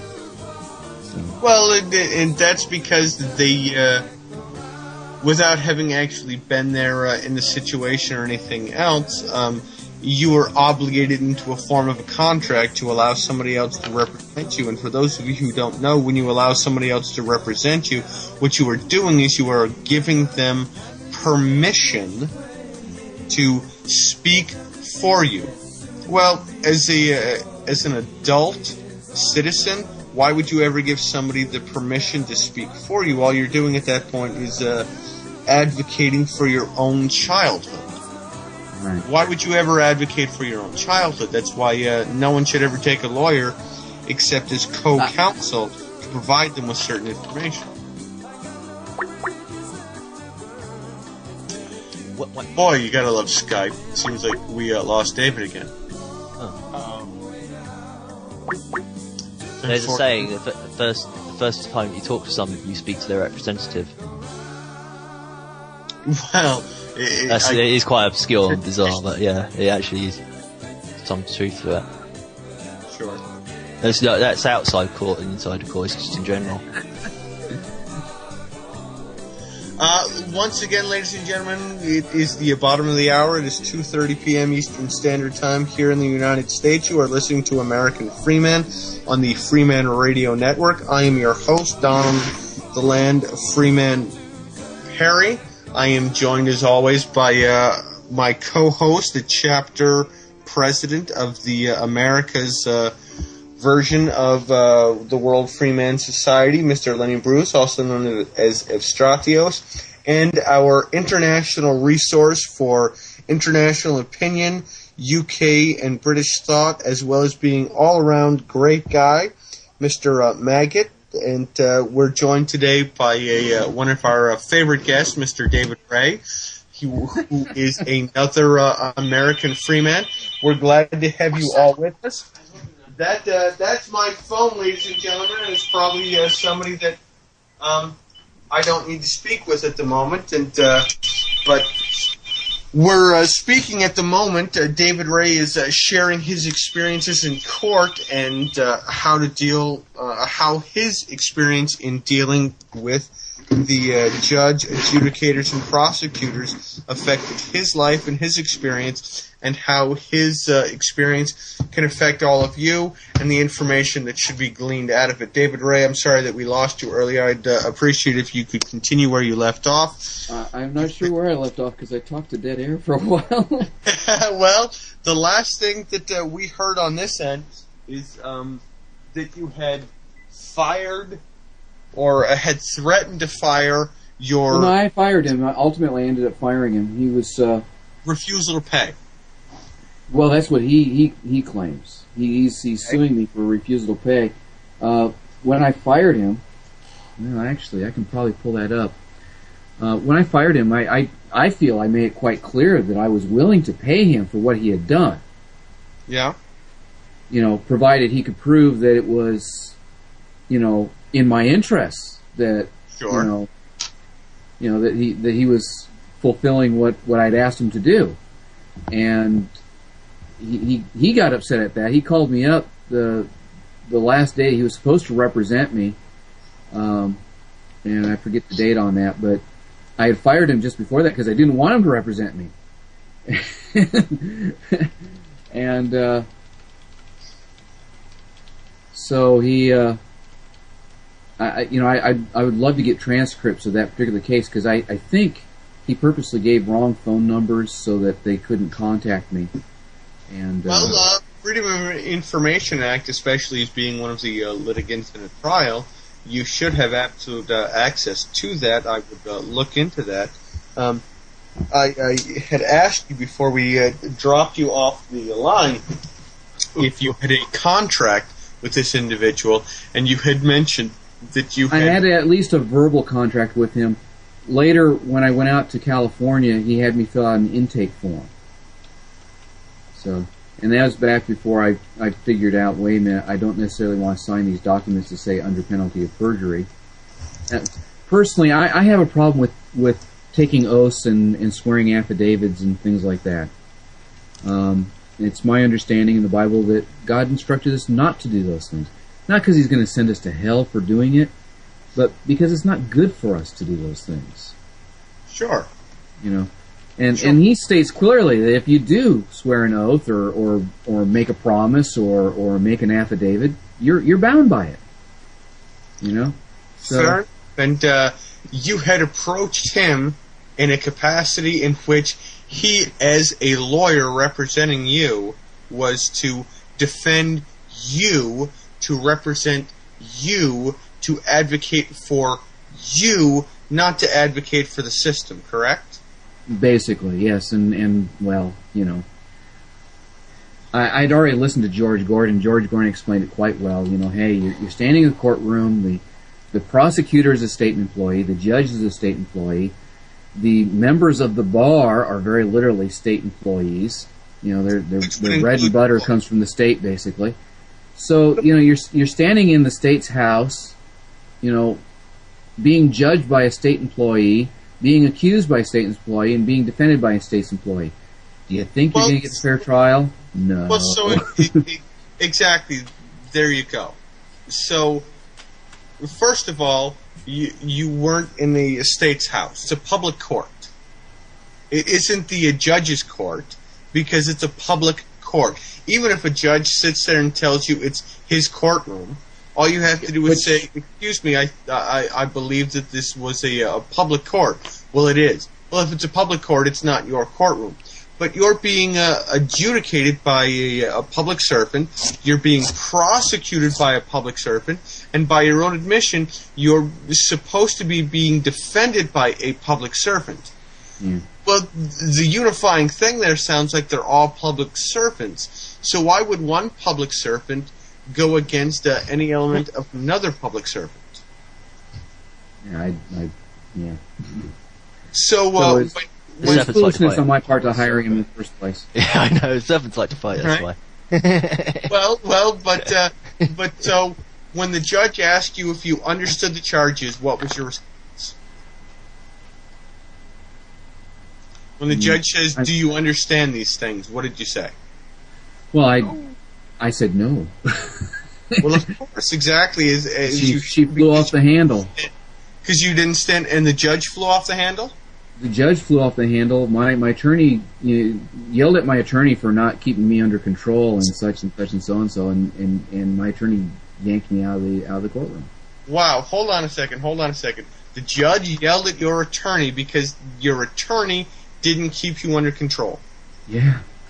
Why would your attorney? You're an incompetent. You're a child. That's what hiring a lawyer officially means. Yeah, that's why when later I heard Mr. Menard, it rang so true with me. Why would the judge? Why would your attorney need to quote unquote keep you under control? What are you, some kind of radical antithesis to existence because you don't? Well, that's what I thought was totally bizarre, because the judge is suggesting that my attorney is supposed to control me, but my attorney is my employee. Right, exactly. And if they're your employee, they're not there to control you. They're there to be controlled and work in your interests. Maybe you haven't read the Patriot Act. Yeah, I haven't. No, I definitely haven't. No, I don't mean David. I mean Don. Excuse me, Lenny. The what? The Patriot Act. I'm sorry. That's a statute. Act. That's not a law. Yeah. A statute. That's consent to that. That's a statute, and you have to consent to it and allow that to be your overriding element of control. And if you haven't consented to it, if you aren't part of the society that created and drafted that law, it has absolutely no force over you unless you've consented to it. But so the judge got all pissed off and yelled at your lawyer for not controlling their client, even though you are paying. A client is somebody that pays you for a service. Right, exactly. That's but my if understanding. They're operating in a manner that is protecting you, if they're operating under a structure of law, a structure of legalese, a structure of language, a structure of control that isn't in your best interest from the get-go, why would you employ them? Right. Yeah, because I thought I needed the defense. I mean... And unfortunately, I think that's what an awful lot of people in this country feel, is that the only way to defend yourself in court is to allow a lawyer to do it. And here's one of the biggest problems that I'm just going to go off on a tangent here for a quick moment, if you would all allow me. And even if you won't allow me, I'm going to do it anyway.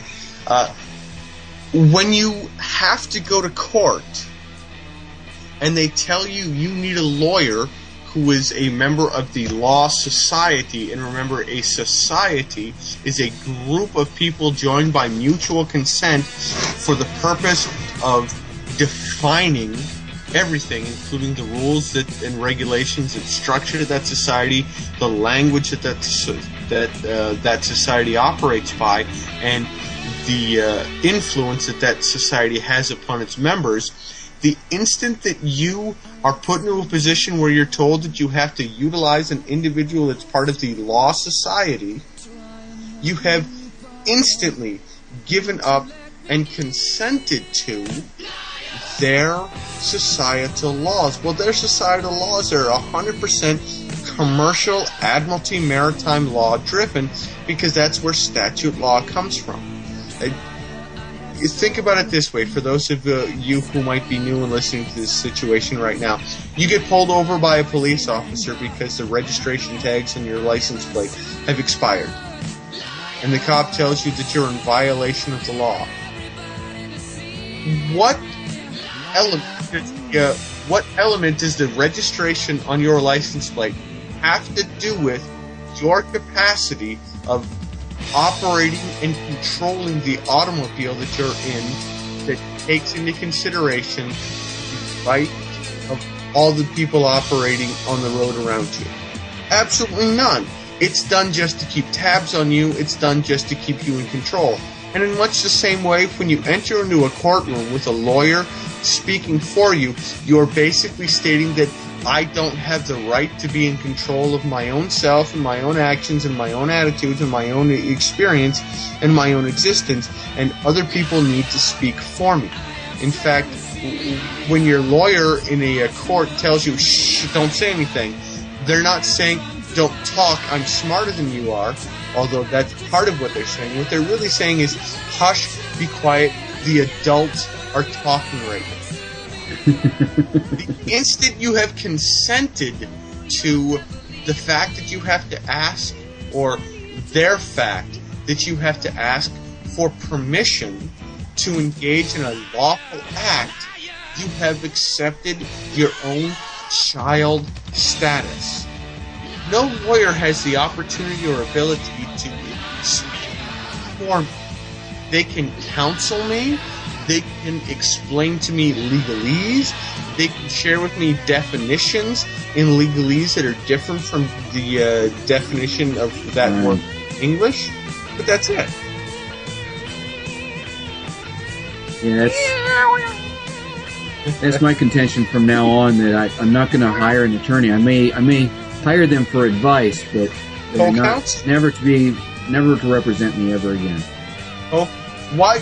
You already have a person that you're acting as the agent for.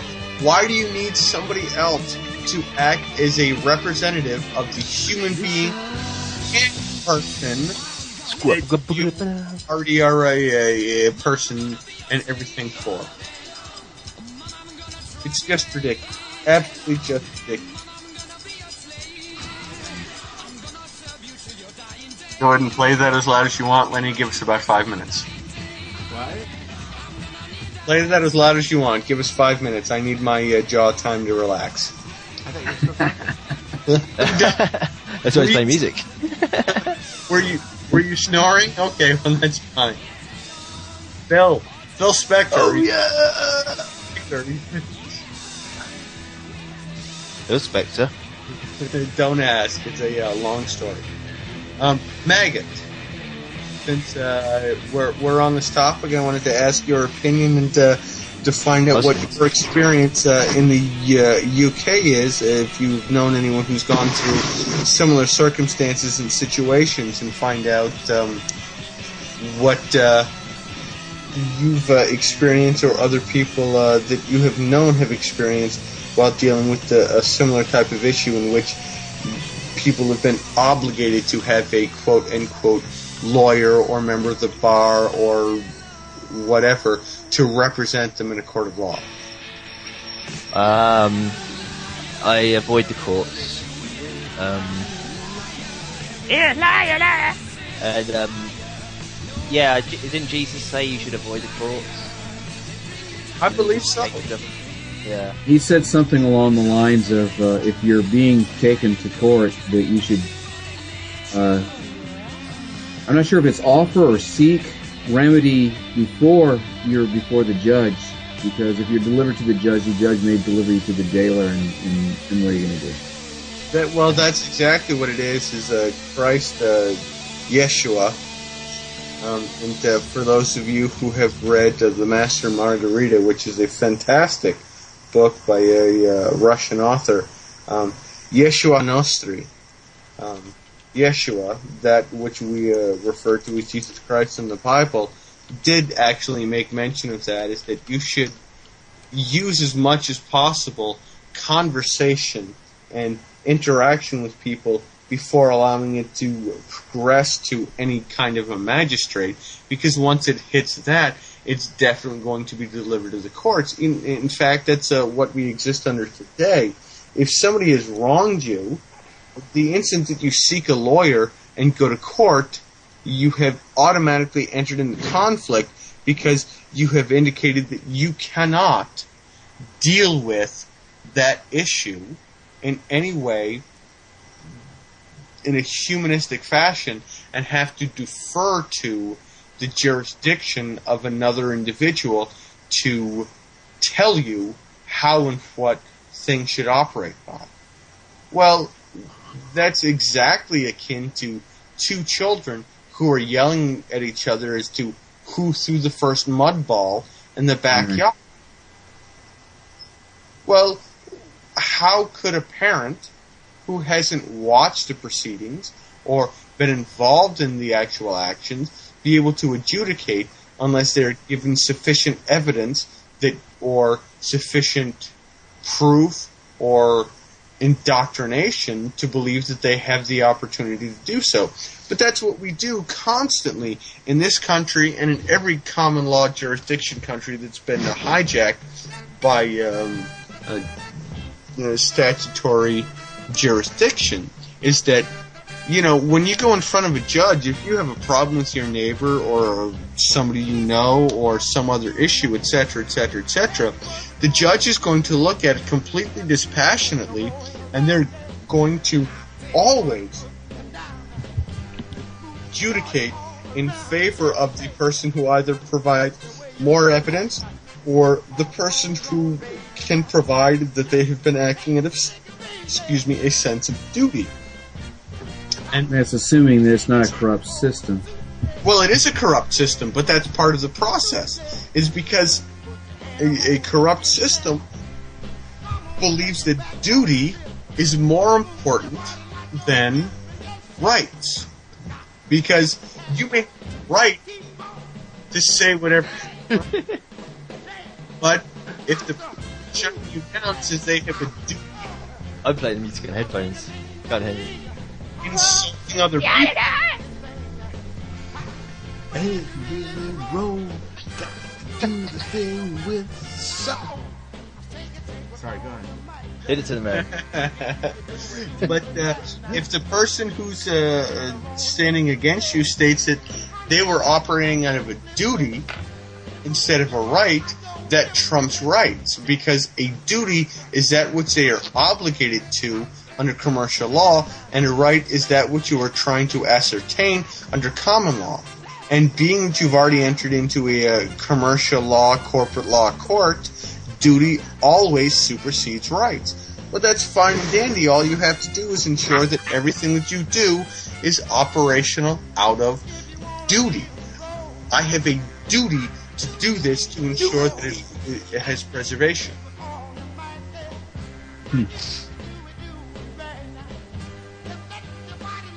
So when you have to, quote unquote, go to court, you have you have absolute right to counsel, but you don't have a duty to retain counsel.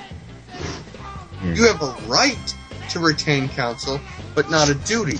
And if you had a duty to retain counsel, the court could not have any adjudication against you until you had retained counsel. But because you only have a right to retain counsel, they can adjudicate against you in the absence of counsel. I have a right to face my accusers, but my accusers do not have to wait until I face them to make accusations against me. And that's the difference. Duties always supersede rights. If the duty exists, it has to happen. If the duty doesn't exist, the right is subsequent to the absence of the duty. If I have a right to stand in front of my accusers, but my accusers have no duty to be there, I may have the right to be in front of them, but they have absolutely no obligation to stand there and accuse me. That's why when you go to a court and they say, would the accused please step forward, and you don't, they may have a duty to accuse somebody, but you have a right to not... Somebody off the street. They'll just take somebody off the street. Excuse me? Server's not up. Oh, you're back. Server was down briefly. Huh, well that's fine. Since nobody listens anyway, they hear the archives. Keep going. Fine. Yeah. We gotta start from somewhere, right? Doesn't really matter. Go on. When you're recording it anyway. So I'm recording. It won't matter. It's always recording. Everyone heard everything we're gonna say. They're gonna listen to the archives. Yeah. He's always recording. But when you stand in front of a court, you have a right to have your accusers accuse you. But they do not have a duty to do so. So your right fails in front of their duty. If they had a duty to accuse you and refused to show up, your rights don't mean anything. Their duty has been violated and you're in dishonor. But because they do not have a duty to show up, they have the right to be able to show up, and because your right is to be able to listen to them, but you do not have a duty to listen to them, you can be accused in absentia, or you can be accused in absence of their presence. Okay. I heard a story. It might not be true, but I heard that in Roman times the courts were so corrupt that they put the accused in front of the where they go, like they had them sat down, and they were speaking to them in a different language, and then when they accused them or whatever, so they were accused stand up, and nobody stood up, so they ended up having to take people off the streets and accuse them of the crime they've been committed. Sure, of course. Well, if you go on to Google videos and search Robert Arthur Menard, you'll come across a particular video that's about 40 minutes long or so. That's based off of people in Canada, somewhere near Alberta or Toronto, in which when the judge walked into the court and they announced, "The court has arrived, everyone please rise." Mm-hmm. Well, these people that were there to be accused, mind you, refused to stand up. I think I saw an equivalent one where it was done in Britain. They put the birth certificate right there on the banister, I guess. Well, but that's exactly part of it, and I'll get to that point in a moment. They refused to stand up, and the bailiff suddenly showed up next to them and said, "You have to stand up." And they said, "Where's the law?" And the bailiff had absolutely no ability to show them any law. It was a matter of convenience and a matter of deference, and in so doing, you automatically consented. When somebody says, "Stand up for the entrance of the adjudicator," well, the instant you do, you've consented to their existence as the adjudicator. So, just don't stand up. Because in so doing, you have consented to it. So the guy continued, because the tickets had been issued against his wife and were an absolute deference to what the policy enforcement officer that had pulled her over had indicated and said. I'm sorry, I'm reading something Lenny sent me. So when yeah, exactly. So, when they asked for the individual to stand up and accept the charges or to indicate themselves as the accused, the woman's husband stood up and said, "Well, I'm the administrator of this issue." And the judge said, "Excuse me?" The guy said, "I'm the administrator of this issue." "Stop saying that." "Why? I'm the administrator of this issue." "Stop saying that. You can't say that. Stop saying that." "Why? I'm the administrator of this issue." "Who are you?" "I'm the administrator of this issue." Went on for a while. Left the courtroom. Well, the guy found out later when talking to Robert Arthur that because the structure of the courts in Canada, I'm not sure if it exists that way in the U.S. or the UK or anywhere else, but the judge is the administrator of judicial affairs.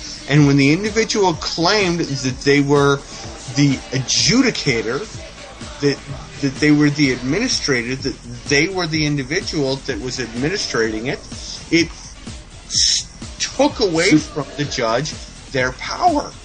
Their authority. Based purely upon words. I'm the administrator of this affair.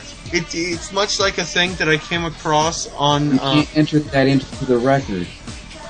All right, so administrator is higher rank than the judge, basically.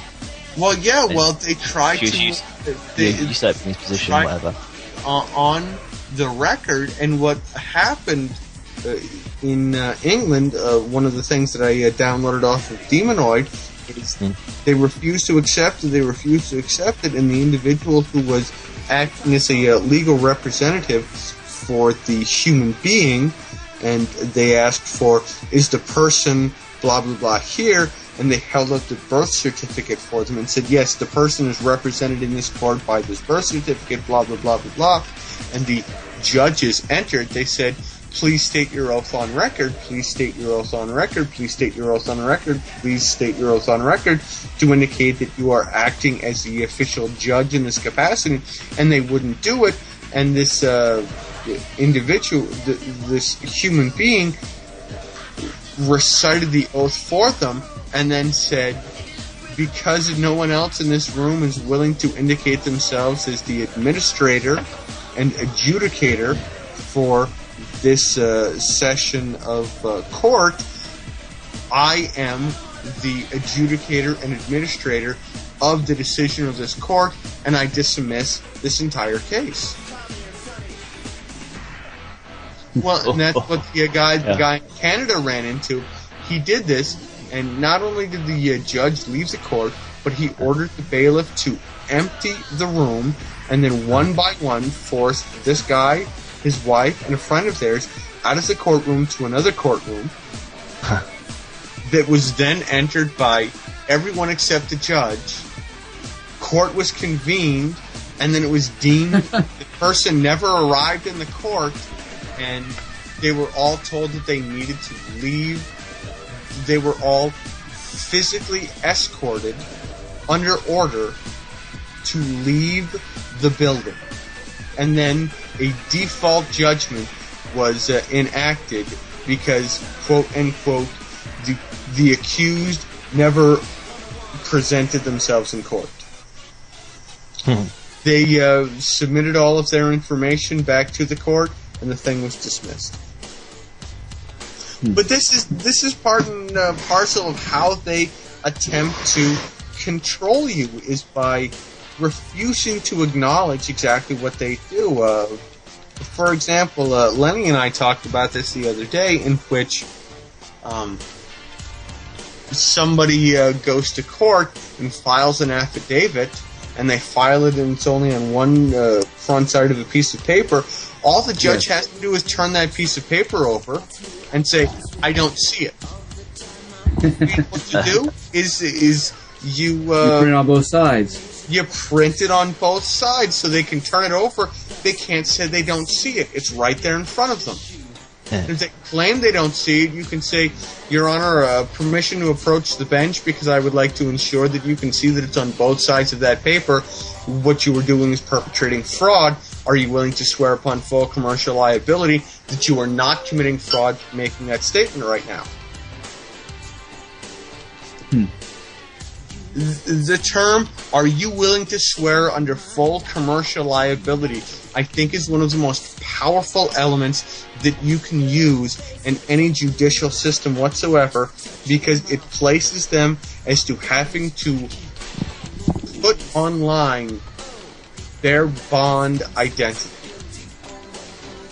Force them into a position on record, because anything you state in court is on record, even if they try to claim that they aren't on record. Anything you state in court is on record.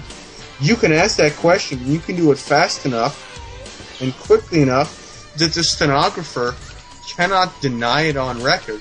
The other best thing is to always carry a... Well, they use electronic... They tape them now.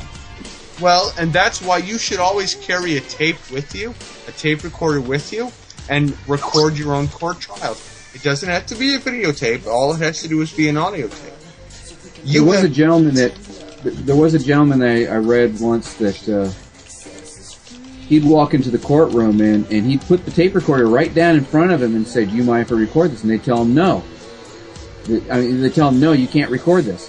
And he'd say, "Well, that's fine. I'm recording it anyway." And they'd say nothing more. Right, exactly. They'd speak, but they'd say nothing more about the recorder. They'd proceed. Well, right, exactly, because they know. They know. These people are fully aware, and if they're not aware, they have a due diligence to find out what it is that you're speaking about. And if they fail to do that, that's perpetration of a fraud. Are they supposed to have a secretary in this court as well? Who's supposed to take notes on everything that's said, like minutes and all that rubbish? Yeah, a stenographer. Recording everything that's going on in the courtroom. Yep. Yeah. Ladies and gentlemen, we are at the top of the hour. It's 3 o'clock in the afternoon Eastern Standard Time here in the United States. You are listening to American Freeman on Freeman Radio Network. We are glad that you're with us today. We welcome your comments, your concepts, your ideas, your questions, your thoughts. You can reach us at any time while we're online. You can tap into keeptruthfree on Skype. If you have any questions after we're offline or things that you don't want to share online, you can find us on www.worldfreemansociety.org. You can also access that through thinkfree.ca. The president of the Americas chapter of the World Freeman Society, Mr. Lenny Bruce, also known as Evstratios, is with us today. We're welcome to have him with us. We're also joined by a voice from across the vast extents of the Atlantic Ocean to the group of people. Just a voice, though, no person, no. It's voice across the vast distance of space. Really. I can't claim that he's... I am coming from Uranus! I can't claim he's the person. I can't claim he's the person whatsoever, because a person, as many of you may or well know, is a commercially derived entity, and I'm not dealing with the person. I'm dealing with a human being. Maggot from in the UK, thank you for being with us. We also have with us another Freeman on the land here in the United States, David Ray. We appreciate having all of you with us. We're talking today specifically at this hour about Freeman status, Freeman identity, all of that fun stuff. Go on. I tend to sing along. I don't realize the microphone's on. At this point, we're going to take a quick 2 to 3 minute break. You're going to listen to some great music if Lenny will put it up, and we'll be back with you in just a few moments. What? If I'll do what? Commercial. Play some great music. Yeah. Well, I have a human facilities necessity. Okay. So, there you go. Why don't you play some Greek music? We'll be back with you folks in just a few moments. Bass band, well, I've got them. I've got a link to them. They're on my MySpace friends list. They're Jewish folk metal. Quite funny. Yeah. It's like the world's first Jewish folk metal band. I have a look for them. Oh, great. Yeah. My MySpace page is myspace.com/John_H_M_Warrington. That's spelled WARRINGTON. And now I will try and remember what it's called.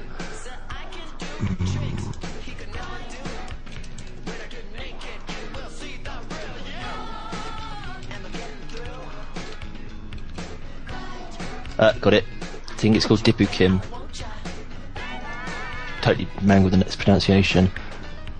But if I post you the link once I check what it is, you can play it off MySpace, can't you? Send me the link. Yeah, it's them.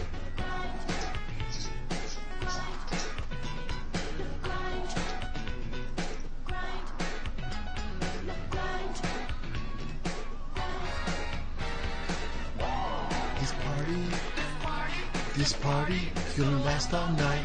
When you get the cue, scream, alright.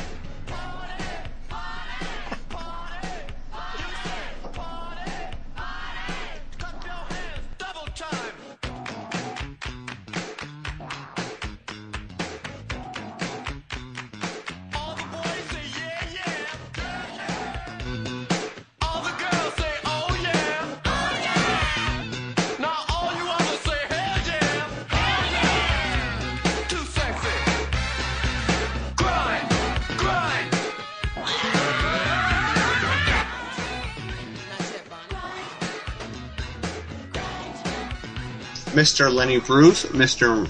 Maggot, and I use the term Mr. in the loose sense of the word. They're always with us today. We have with us, hopefully, Mr. David Ray, another Freeman on the land here in the United States. We're glad that you all can be with us today and be part of our radio broadcast. I have no idea what just went on in the last couple of minutes because I assumed that we were on a quick break, but apparently that's not necessarily the case. But if anyone offended you, you can yell at me or you can yell at the president anytime you want by going to www. worldfreemansociety.org and going to the Chapter Americas page. You can also yell at Maggot by going to myspace.com/DIBBUKIM, and he'll be more than willing to listen to you, if not ever respond to you. Yeah, MySpace isn't exactly that easy to communicate through. You've got to have your own page and stuff. So yeah, I'm fine. Have a go over it. Pretend you're in a band, like everybody else does. You won't believe the sort of people that claim they're in a band on talk to me. I'm in a band. Still, we're from the Ukraine, so yeah. What sort of music you play? Stuff. Yeah. Polka metal. Yeah, polka metal. What a group! Music. If anyone out there actually is a polka metal band and wants to produce and submit music for us to use on our show, or to entertain the idea, why not? Right? What's wrong? How polka goes like something. Just made it up. Oh no, invented a new brand of music.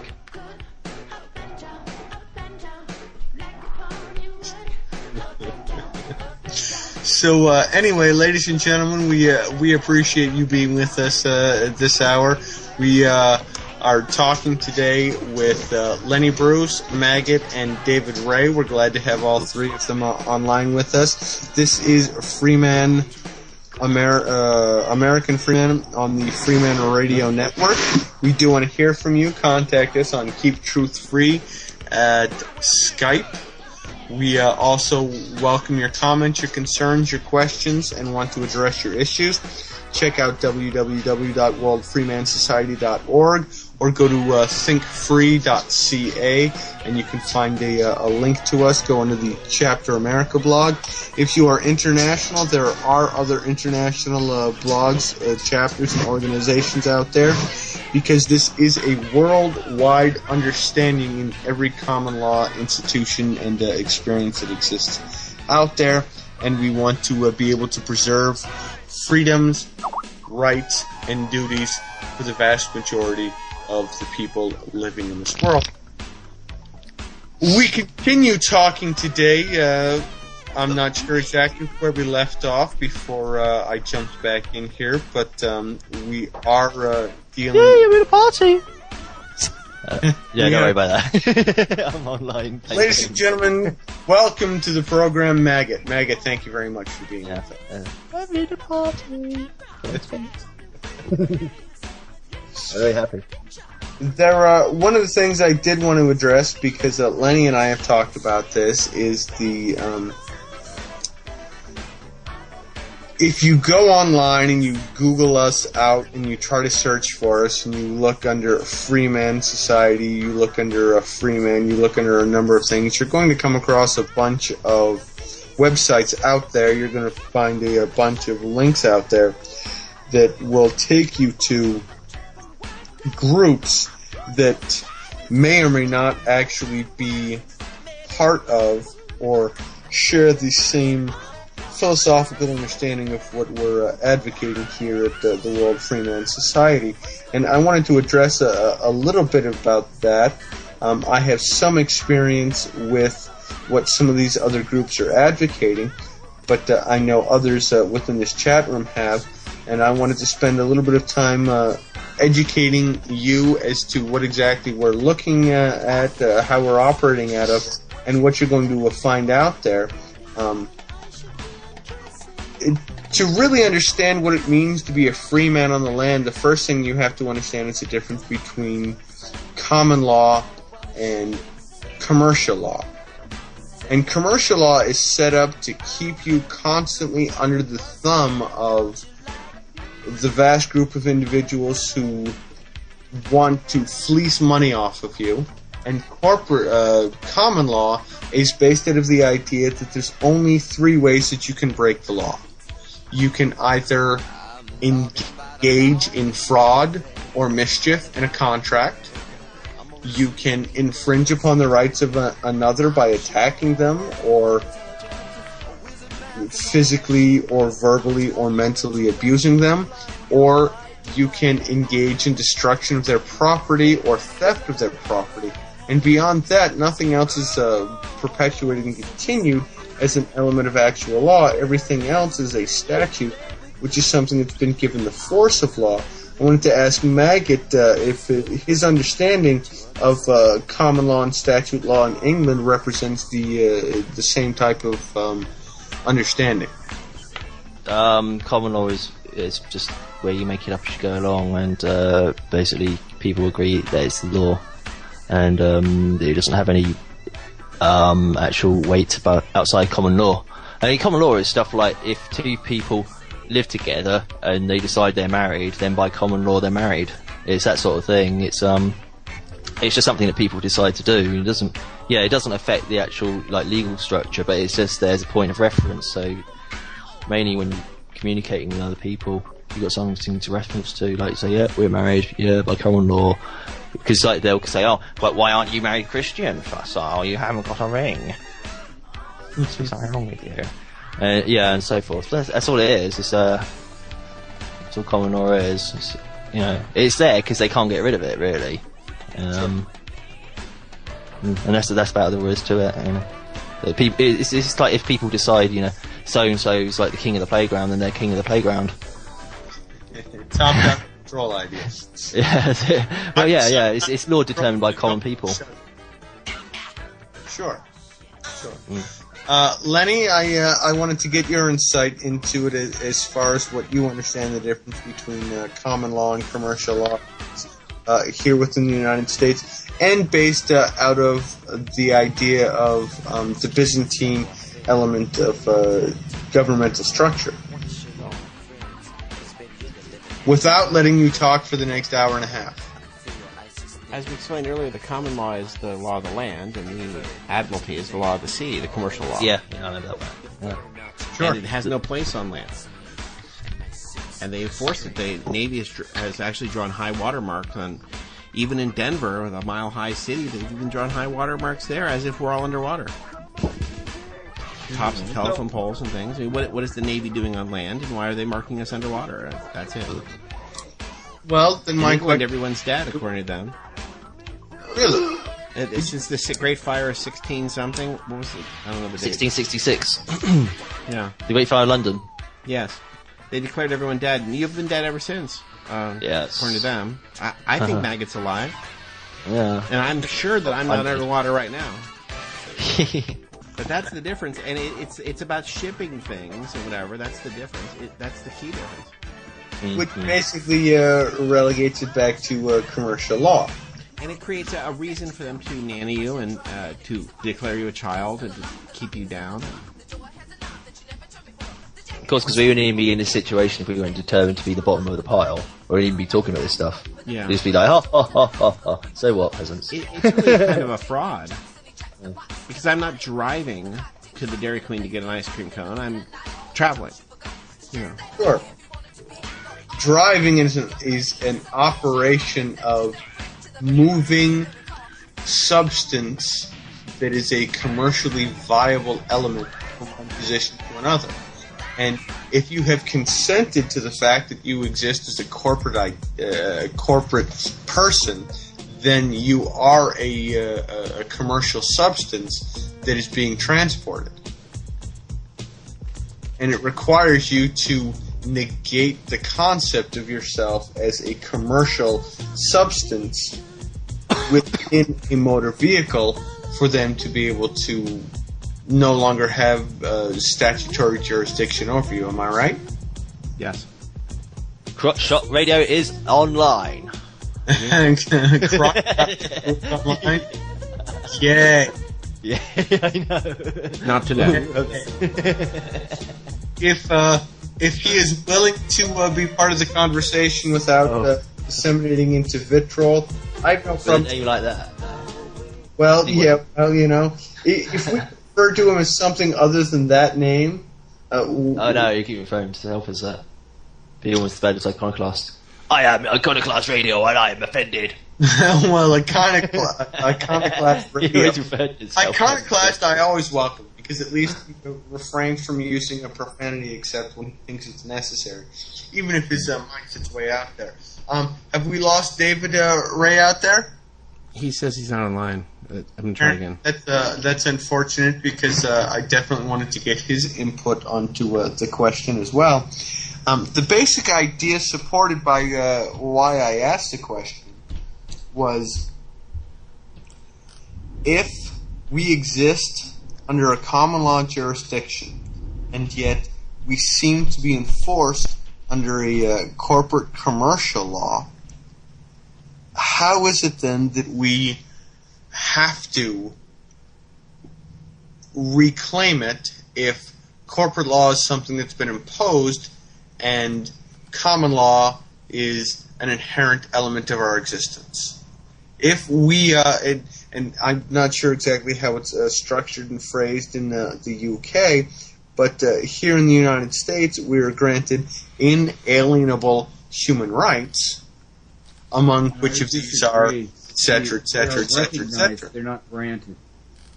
Well, I'm sorry, we're not granted. We are in possession of. Inalienable, which means they cannot ever be taken away, which means no one can grant them to us, which means they are ours by inherent intent based upon our existence as a human being. If we have inalienable human rights, how is it that we have moved to a point where we have rescinded them in deference to what?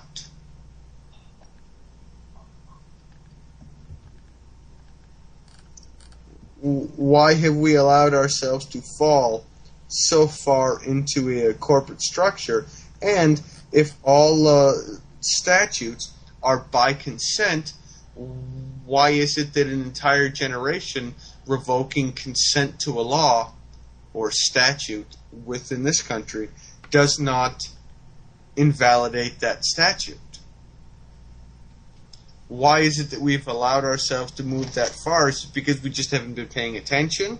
Is it because you think? Do you think it's because we've been fooled into believing something? Is it because you think we just don't understand or can't understand? Or do you think that we've been lied to consistently from our birth? We didn't allow it. Don't lay that on us. Well, no one asks me. They don't listen asking. when I call them. They don't care what I think. They never ask me. See? Well, but that's exactly why I'm asking. If I were to say I don't want this, they don't listen to me anyway. Well, you but shouldn't do this or whatever. I think some of this falls under the category of, I forget where I read it, but what I read in the Bible someplace, it was to the extent that if your wife went out and made a purchase or made a contract of some sort, and you didn't agree with that contract, you had to speak up as soon as you knew about it. Otherwise, your silence was consent of what she chose to do. This is like receipts and refunds translates to. You know, she buys so we're in this something, nation where these decisions were made, and Yeah. and we sit back and allow it to continue without saying something. That's kind of our consent.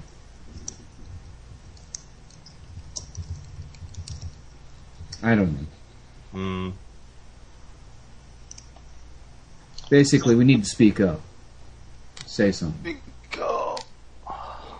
We need to speak up because consent can be derived out of absolute silence. Assent is acquiescence. Consent is refusal of discussion. You assent to something by saying, yes, I agree with that. But you can consent to something by refusing to dispute it. You know, if somebody says, I'm right, aren't I? That indicates that you have to assent to it. You have to say, yes, you are right. But if somebody says, I'm right, prove me wrong, then failing to take the steps to either prove them wrong or to interact with that means that you've consented. because they've put you into a position where you're obligated to prove them wrong, and failure to prove them wrong indicates consent. But if they just... But unfortunately, I think that's the implication behind all of their statutes is, you have to do this, prove me wrong. And that's antithetical, I think, to the whole law structure. Law has to prove itself as being necessary and right. It shouldn't have to be proven wrong. It should always have to indicate that, excuse you, it should always have to indicate that it has absolutism that you can either agree with or disagree with, and your agreement or disagreement with it has nothing to do with its validity. That's like my saying, the sky is blue, isn't it? Okay. You can agree with me or not agree with me. It doesn't change whether the sky is blue or not. But if I say the sky is always blue,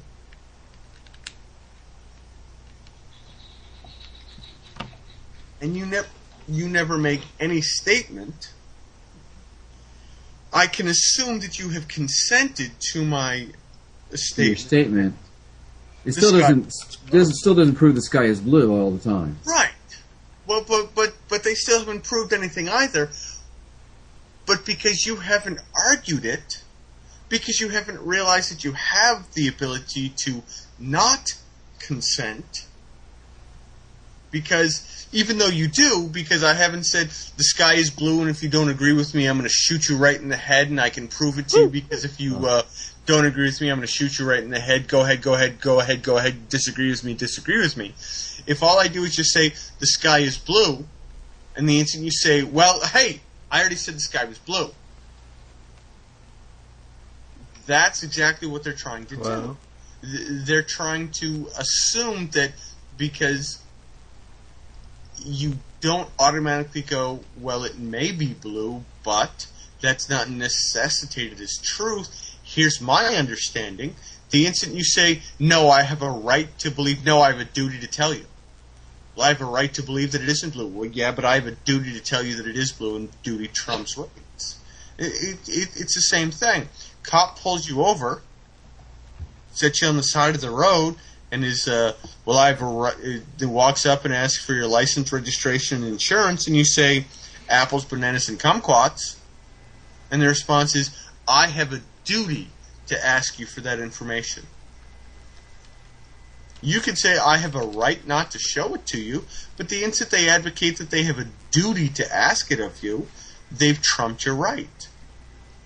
Always express yourself in terms of duty simply because it gives you more power over rights. But this is my whole process, my whole thought process in this is that consent is given the instant that you fail or refuse to access your duties. If somebody says the sky is blue, well, I have a duty to tell you that that may not be the case. Well, why do you have that duty? Because just because you think it is doesn't make it real. And I have a duty as a human being to tell you that that's not the case. I have a right to do so as well, and I have a right to disagree with you, but I have a duty as one free human being, not trying to impose absolute control over another, to express to you that you don't have that right to do it. I was talking with my sister yesterday, actually, the day before yesterday. She is a friend of hers who's almost 10 years younger than she is. And she was all upset, my sister was all upset and pissed off because her friend, who was supposed to be her best friend, was hanging out with somebody that my wife didn't like. And she was hurt and upset and pissed off and miserable and crying and everything else over it. And my expression to her was, you have no right or duty to tell this person who they can and cannot hang out with. because you have absolutely no rights over another human being. The only rights you have are the exercise of who and what you are. Anyone who tries to claim a right over you is lying to you, hands down. I have no rights to do anything whatsoever. I have duties and I have thoughts, and that's it. I don't even have a right to control this radio show. I have a duty to ensure that it expresses and is contained within World Freeman Society precepts, because they're the people that have allowed me the opportunity to be part of this, but I don't have any rights to tell somebody they can or can't do something on this show. However, my free exercise of the duty that I have been given trumps anyone's rights to be able to come on the show and vilify the whole movement or the whole society itself. And that's the biggest difference. When anyone tells you they have a right to do something, just because you have a right, it doesn't mean that you have to do that thing. A duty is an indication of something that you have to do.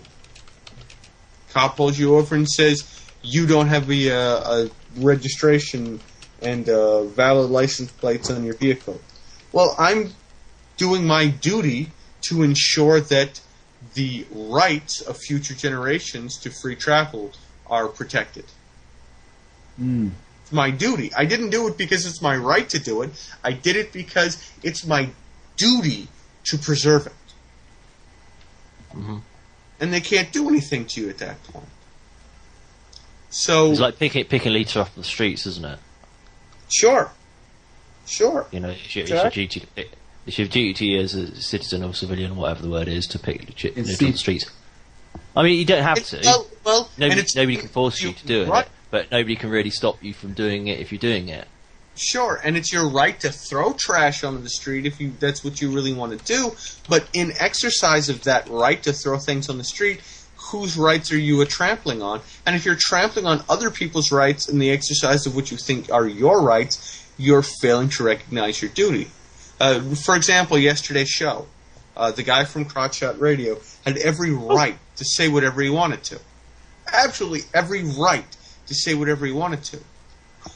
But in exercise of his rights, he was infringing other people's rights, and by proxy then, he was claiming that his rights had more validity than somebody else's rights. Well, how can you do that? How can you claim that your rights are more important than somebody else's rights? It's my right to be, antagonistic to people who will get offended. But in so doing, haven't I violated their rights to not be antagonized by people that they don't know? Don't I have a duty to ensure that my actions are taking into consideration other people?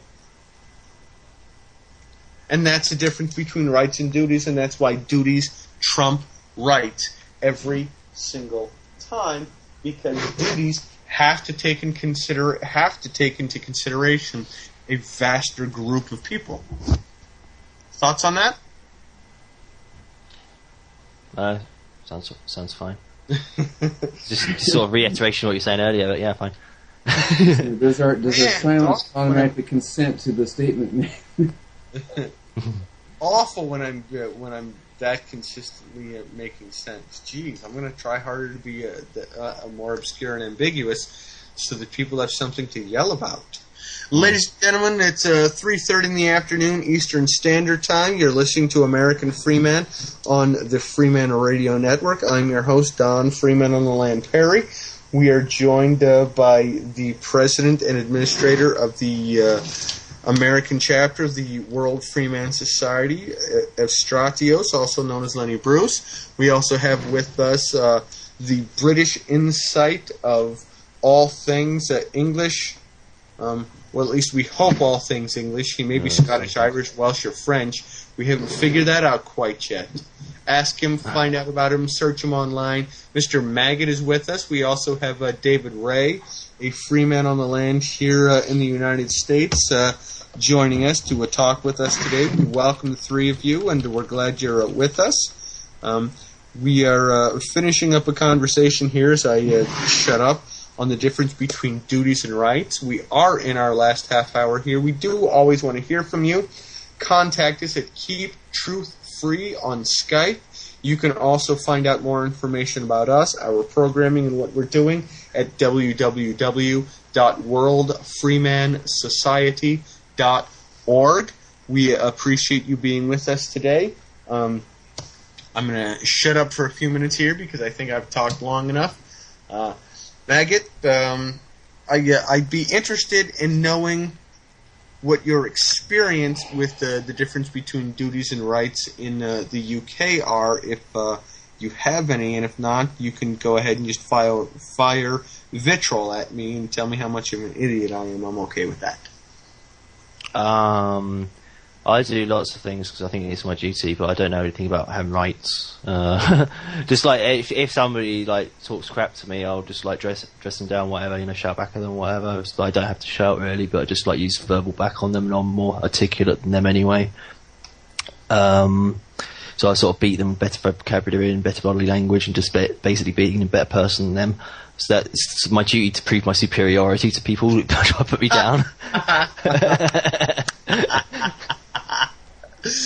Well, and if that's your duty, I wish you more power. I hope you're not on this show to do your duty to prove your superiority. I exercise that duty all the time, so yeah. Well, excellent. You do it often enough. Well, just superior to people whose only purpose is to put me down. You see, it's like the thing with like bullying and stuff. You see, the bully is actually weaker than the person he bullies because he's got to bully in order to feel adequate, not even feel superior to the person he's bullying. He's got to bully to feel adequate. Sure. So the bully is always weaker than the person they're bullying. It's totally not non-physical I'm talking about. Sure, definitely. Bullying can be physical, mental, emotional. Whatever. It can be done through I mean, it's the such things as if you don't file your income tax returns, we're going to confiscate your house, we're going to garnish your wages, we're going to make your life hell. That's still bullying. Yeah. Well, his meaning is that the bully might be physically superior to you, but they're inferior in other ways. You see, although the bully might be physically stronger than you, might beat you up, but he's still weaker than you as a person because he feels the need he has to do that in order to feel adequate. So that's one duty. That's like kicking back at the kickers or whatever. Which is definitely one of the precepts of our entire radio broadcast. Stand up against bullying and tyranny. Go ahead. I'm sorry to interrupt you. From him. Well, I mean that's probably my favourite example. Pointing out when people make obvious mistakes, his arrogance, or whatever. You got to do something about it. If you don't do that, unbelievable. I'll show you the message I got from him. So do that, but then it's kind of balanced on whether the person's a big asshole. They might be in a closed group, in which case they can make all the mistakes they like because they're just going to go around in circles anyway. Unless you want to recruit somebody out that little cult or clique, then just let them get on with it and devour each other, really. That's the best two I can think off the top of my head. Basically just leave people alone to their own devices, but if they come to you for help, then obviously provide them help and assistance. And then if people come to you with trouble in mind, give them trouble back, but give it back worse than they give it to you. More expertly than they can give it to you.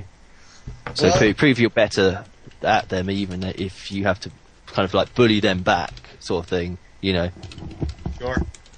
So you've got to beat them. You've got to beat them up. Whatever they do to you, you got to beat them back.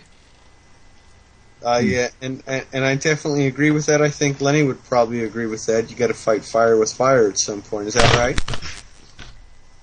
If he hadn't fallen asleep. Did Lenny fall asleep? Apparently, he was up very late fixing my computer. He's not responding. Lenny, are you there? Lenny, are you there? Sorry, I got to take this call. I'm sorry, fair enough. Just wanted to keep you on topic here. We're about 25 minutes out, so didn't want to lose you. So But based upon my conversation with Lenny, he would probably agree with you. I would definitely agree with you that you have to respond against those people in the same vein that they're responding to you. I think it's necessary to realize where they have limited themselves and allow you to be in a position where you have more credibility than they do. For those of you here in the United States who are dealing with political issues with the police officers, with the courts and everything else, if you're currently looking at having to enter a court over anything and you're trying to challenge a police officer's claim against you, it's necessary to establish that you weren't acting out of anything that you claim is your right, but to claim that you are exercising and accomplishing your duty to exercise that right, because duty, once again, always trumps rights, because rights are those things that we have the ability to do. Duties are those things that we have an obligation to do. And the instant that you enter any kind of maritime or admiralty court, you have you're trying to stress your obligation to or against something. So if you can claim and set up a reasonable indication that the way that you are operating is out of duty, that is, that you are operating out of actually accomplishing something that you have an obligation to perform, versus operating out of a consideration that you feel is inalienable, you're going to trump somebody else's sense of duty. I would love to hear from people who have attempted this. We would love to hear from people as they have worked with this. We definitely want to know what your successes and failures with that are in future shows, because I definitely think it's one of the most important dichotomies of the political spectrum when dealing with authoritative officers, especially the court system. In fact, Menard talks about it. I can't remember exactly off the top of my head which one of his videos discusses it, but if you watch enough of them by going to thinkfree.ca, you can find links to all of them, or worldfreemansociety.org. You can find links to them and watch them for yourselves. In addition, if you have any further questions or want to know more, you can always get in touch with us and listen to us Monday through Friday from 1 to 4 in the afternoon, Eastern Standard Time, USA time considerations. One of the last things that I think that I want to bring up before we finish off our show today, we're coming into our last 20 minutes here. My last question that I wanted to ask our guest and our co-host today is, if given a choice, would you go with the Care Bears or the My Little Ponies? No, that's not what I was asking. I'm sorry, I don't know what came over me there. I apologize. No, my final question that I actually wanted to ask you all is, if you were in a position where you had a court official demanding something out of you and ordering you to do something, what your response would be? It'd have to be in court, wouldn't it, to have any credence? Well, a court official, an officer. It doesn't matter. They got no power outside court to tell you anything. You got to get into court, and in order for them to have any effect on you, it's like, got to be within the magic square in order to work. So what you're saying, like, if a court official told me to do something, if I went to court and like a court official said I had to do something silly? Well, anything whatsoever. For example, would the accused please step forward? Which is ordering you to do something as the presumptive accused. Mm-hmm. What's your response? Just become deaf. I don't know yet. Yeah, I just become deaf. You don't know yet. Okay, on these documents that I've been filling out, they continuously, in this case, it's not a criminal trial, but it's, my wife is referred to as the petitioner, and I'm referred to as the respondent. In all these forms, I've been replacing those words with mother, father. You know, because we're my other thing. You know, I've been altering their documents and submitting them in, altered. On the bottom it says under penalty of perjury. I put a Bible quote down there saying that we're not to under oath whatever. That I will be as forthright in whatever as I can, but I can't swear to telling the truth basically. And sometimes at the beginning they say, there's one form I filled in order to appear by phone in the court, and they said, if it says, I hereby promise that if asked I will swear or attest to whatever, and I strike all that out and replace it with my Bible quotes and such, and stating that that it violates my belief to do so. Well, sure. And, they've accepted them. But and they haven't sent you anything back to indicate that they have rejected them, or that they have any. Oh no, they've accepted them because I showed up in court based on those documents. So. And even still, nice, excellent. So I got into court without swearing, unless there's some other tricky thing that they slipped in there, because that under penalty of perjury is a tricky little thing. If you look it up, perjury, you can only perjure yourself if you've sworn in. Sure. You can lie with your teeth if you don't swear in and not perjure yourself. Yeah. That's it. You got to let yourself into the net in order to be caught by any of the loops in the net, or the hooks within the net. That's what I'm saying, because I'd never do what some court officers said for me to do, because I'd never go into court. Well, you'd have to fish. I slipped through the net, Yeah, you'd have to body bag me and put me into court, in which case I'd fail to recognise the court. Well, that ties us right back into the idea of consent from earlier, is that once you have entered the court and allow yourself to be... you have to accept you have to recognise the rules of the court, though, don't you? You have to agree to recognise it. That's assumed through your consent when you agree to either have somebody represent you, or you agree to represent yourself, or when they call for the accused to step forward, and you do so. Why would Just by being present in the court, you're accepting to the terms of the court, then? Is that what you're saying? Right, and that's the biggest difference. Is that you can be physically present within the court. Yeah. And you can actually go onto demonoid.com and find out some of the stuff and some examples that have been worked and tried in Great Britain as well as other places. But you can actually physically step into the court, and your physical presence is not consent to the actions or attitudes of that court. Especially if they arrested you and hauled you in there. Well, that's it. Well, but you're assuming you have memory of the event. Well, but you can always claim you don't have any memory of the event. You can always just suddenly, I don't know where I am. Who are you? How are they going to prove that's wrong? Sudden amnesia. Never arrested and hauled into court. I'd just be a nightmare. They'd never get me into court. I said they'd have to body bag me and open up the body bag and they'd question me, and I'd say I refuse to answer the questions, so I don't know who you are. I'm just a prisoner. Exactly. But here in the United States, you don't get arrested and hauled straight into court. No. I've been arrested. I sat for 4 hours in a holding cell, was finally released, and was given summons to appear in court 2 to 3 weeks later.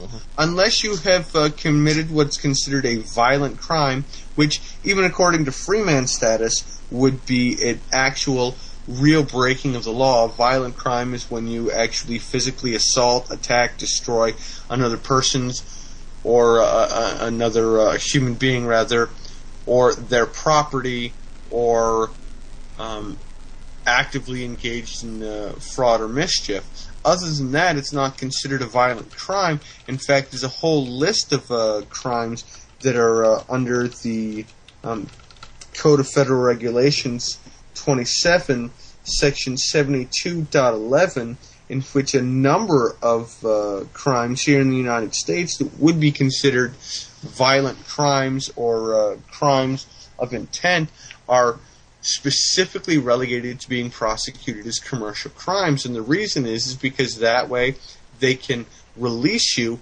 and still demand your appearance in court. So in the United States, at least in my experience, just because you have been arrested doesn't mean that you're going to go in front of a magistrate at any time soon. It may take weeks and weeks and months at some points, which not only violates the idea of a fair and speedy trial, but actually violates the law the way that it was originally written, that when you're arrested, the first thing you need to do is go and appear before a magistrate. Well, they don't do that anymore because they want to intimidate you and force you and hold you and keep you into a position where you will eventually consent that you have to appear in court at such and such a date at such and such a time. So the actual appearance in court, in most cases, especially anything relegated to statute here in the United States, seems to be based out of the instant you step into that court and agree to being the accused, you have consented to the authority of that court. Yes, and that's how they get you. That's back to why I changed the names on the top of the document. To all capitals. Doesn't first and everything else. Doesn't petitioner and respondent imply an adversarial condition? And absolutely, defendant implies an adversarial concept. Yeah, accuser and defendant. But I want to speak with my wife about how to raise our children. I do not wish to. Notice of understanding and intent. Yeah. Submit to her through registered mail and stamped by a notary a notice of understanding intent indicating that you want to discuss this free from any adjudication, etc., that you are sending this through your registered mail, that this is what you want to do and this is what your intention behind it is, and you indicate in it that failure to respond within a certain amount of time will indicate their dishonor of that process of trying to discuss things with them. One of the worst things that has been perpetrated upon the American public is that if they have a problem with another human being, they automatically have to go to court. Because you automatically go to court, you're automatically engaging in conflict. And they assume that the judge has to adjudicate the matter. Because obviously you can't do it yourself. You can't engage in any level of conversation that allows you the opportunity to engage in a realistic conversation or discussion about any of these issues that would provide remedy without having to go to the court for it. And that's what they want you to do because, well, first of all, lawyers want you to do it because that's how they make their money, but judges want you to do it because as soon as you do, you've entered into a contractual obligation, and they absolutely have commercial jurisdiction over you. That's why the notice of understanding and intent, the notice of protest, and everything else are as important as they are, because if you send to your wife by registered mail and stamped by a notary a notice of understanding intent of how you want to deal with the situation with her, what your understanding is, and what your intent is, you can even give them 30 days if they want to respond by registered mail so that it can be tracked when it was sent and when it was received, etc., You have absolute right to do so, and you can even put it in the notice of understanding that their failure on their part to do so indicates that they are in dishonor of your notice of understanding and intent. You could also indicate that by doing so, they have indicated that they have no right to a notice of protest. Which means after you've sent them your notice of understanding and intent, and they have failed to respond within the specific period of time that you've granted them from when they receive it to when they respond, if they fail to do so, you can then go to a notary public who can operate as in any and every capacity under jurisdictional law as a sheriff, a judge, a litigant, a lawyer, etc., You go back to them, and you can actually have them adjudicate for you and give you a default judgment against them that cannot be contested because you have given this other person the opportunity to contest your notice of understanding and intent. Their failures to do so puts them in dishonor. They don't want you to know this in the U.S. because they want you to go to court, because that gives them power to treat you like children. Why would you want anyone to treat you like a child? That's all I'm saying. Yeah, I tried to explain that to my wife before this all went down in the first place. Well, at this point, you don't have to explain it to her. You just have to send your notice of and you can even re-explain it in your notice of understanding and intent if you want. And if they respond and say, I refuse your notice of understanding and intent, then you can take those documents that are stamped by the notary public. You can send a notice of protest. You can take them again to the court. You're breaking up. Who, me? No! I didn't hear all what you were saying. If after you can include in your notice of understanding and intent that this is what you're trying to do and that you have attempted to share this information and it wasn't listened to and this is why you're going through this process, if they send back to you a statement stating, I received your notice of understanding and intent, I refute your notice of understanding because of this point, this point, this point, you can resubmit back to them and you can engage in a full dialogue without ever going to court and try to resolve the issue that way without going to court. If they refuse to accept, if they refuse to respond to your notice of understanding and intent, or they send back to you that they don't understand, you can resubmit a new notice to them, what's called a notice of protest, indicating I'm protesting your lack of understanding of my notice of understanding and intent, and you have so many days to respond to my notice of protest. If they refuse to do that, if they refuse to respond to your notice of protest, once again you go and you have a default judgment issued against them. If they respond to that, and there still cannot be any kind of a correlation of thought joined between the two of you that creates any kind of remedy to the situation, that's when you go to court. Well, when you go to court, you bring with you all of the documentation that you have sent and received back. And if there's any documentation that you have sent and or received back that fails to live up to what they're supposed to do under the Notary Public Act, they are in dishonor. In fact, the instant they refuse to accept your notice of understanding and intent or your notice of protest and demand that you have to go to court, they are in dishonor, which puts them at a limited accessibility to legal constructs under legal code, because a marriage, if it has a marriage license attached to it, is a contract that's defined under the UCC.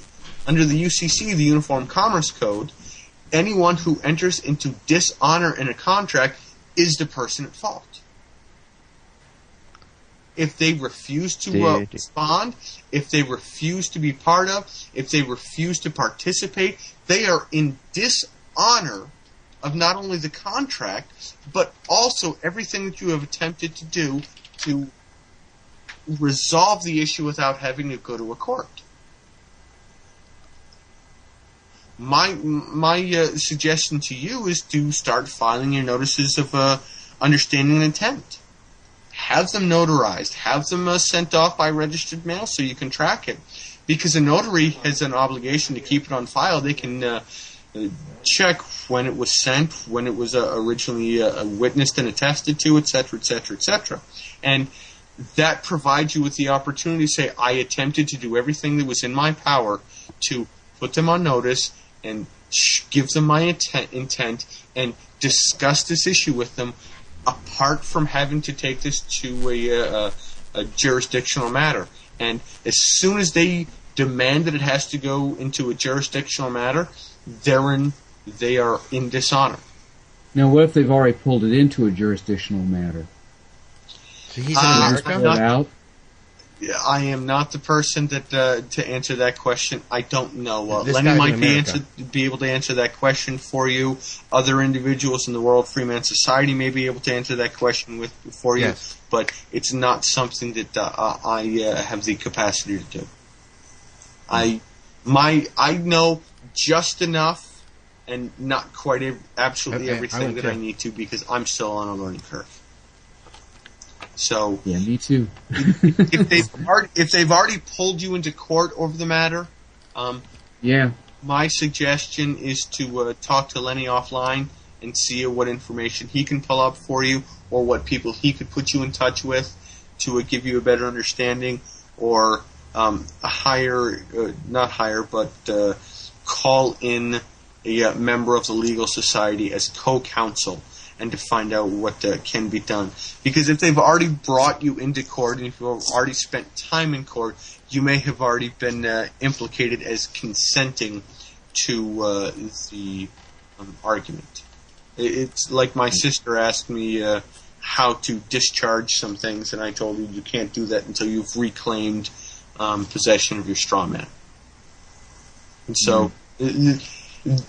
This is an absolutely fantastic, wonderful, powerful society that can provide so much and can assist in so much, but because none of us are anti-government, we are just anti-tyranny, there still has to be respect for a level of how governmental operations work, even though we know how to work them the best. Like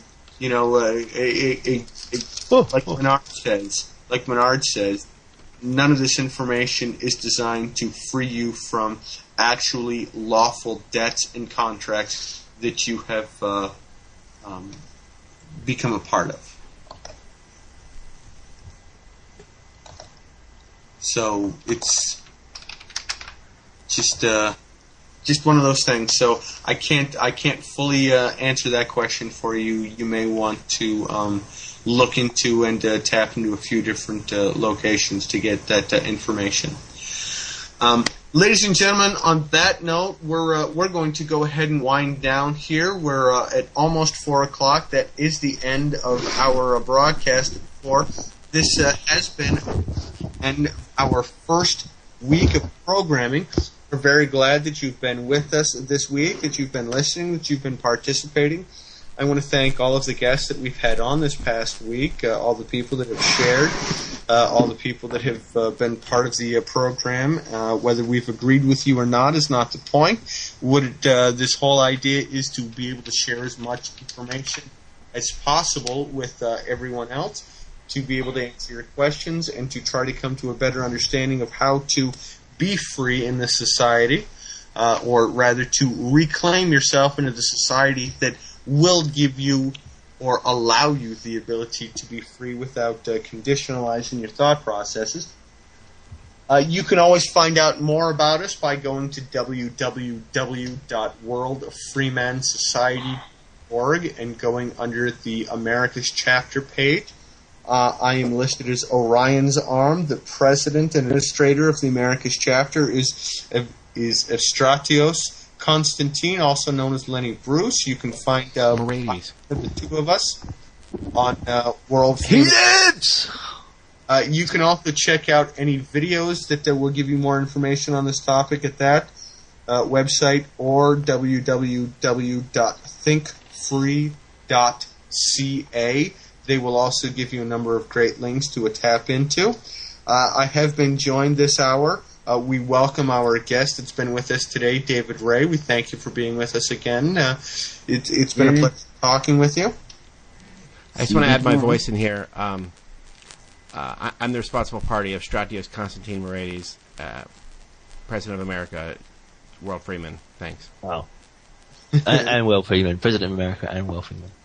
Just America. Yeah. You know America. What are you going to do? I'll take Canada then. Thanks a lot, David. You might have to argue with Kent about that. We also have been joined by our friend from across the pond over there in the UK. We appreciate him taking the time to being with us today and every day. Maggot, thank you. Your insights and ideas are always welcome, and we appreciate you being with us. Thanks. It's been a really fun week. A lot of hours put in, but yeah, I think it's been worth it. I hope somebody got something out of it. Well, we always hope that people get something out of it. So, David Ray, Lenny, everyone else, we appreciate you being with us. Again, my name is Don Freeman on the Land Perry. We are glad that you were with us. We are online every single day, Monday through Friday, from 1 to 4 in the afternoon Eastern Standard Time. This has been American Freeman on the Freeman Radio Network. Thank you.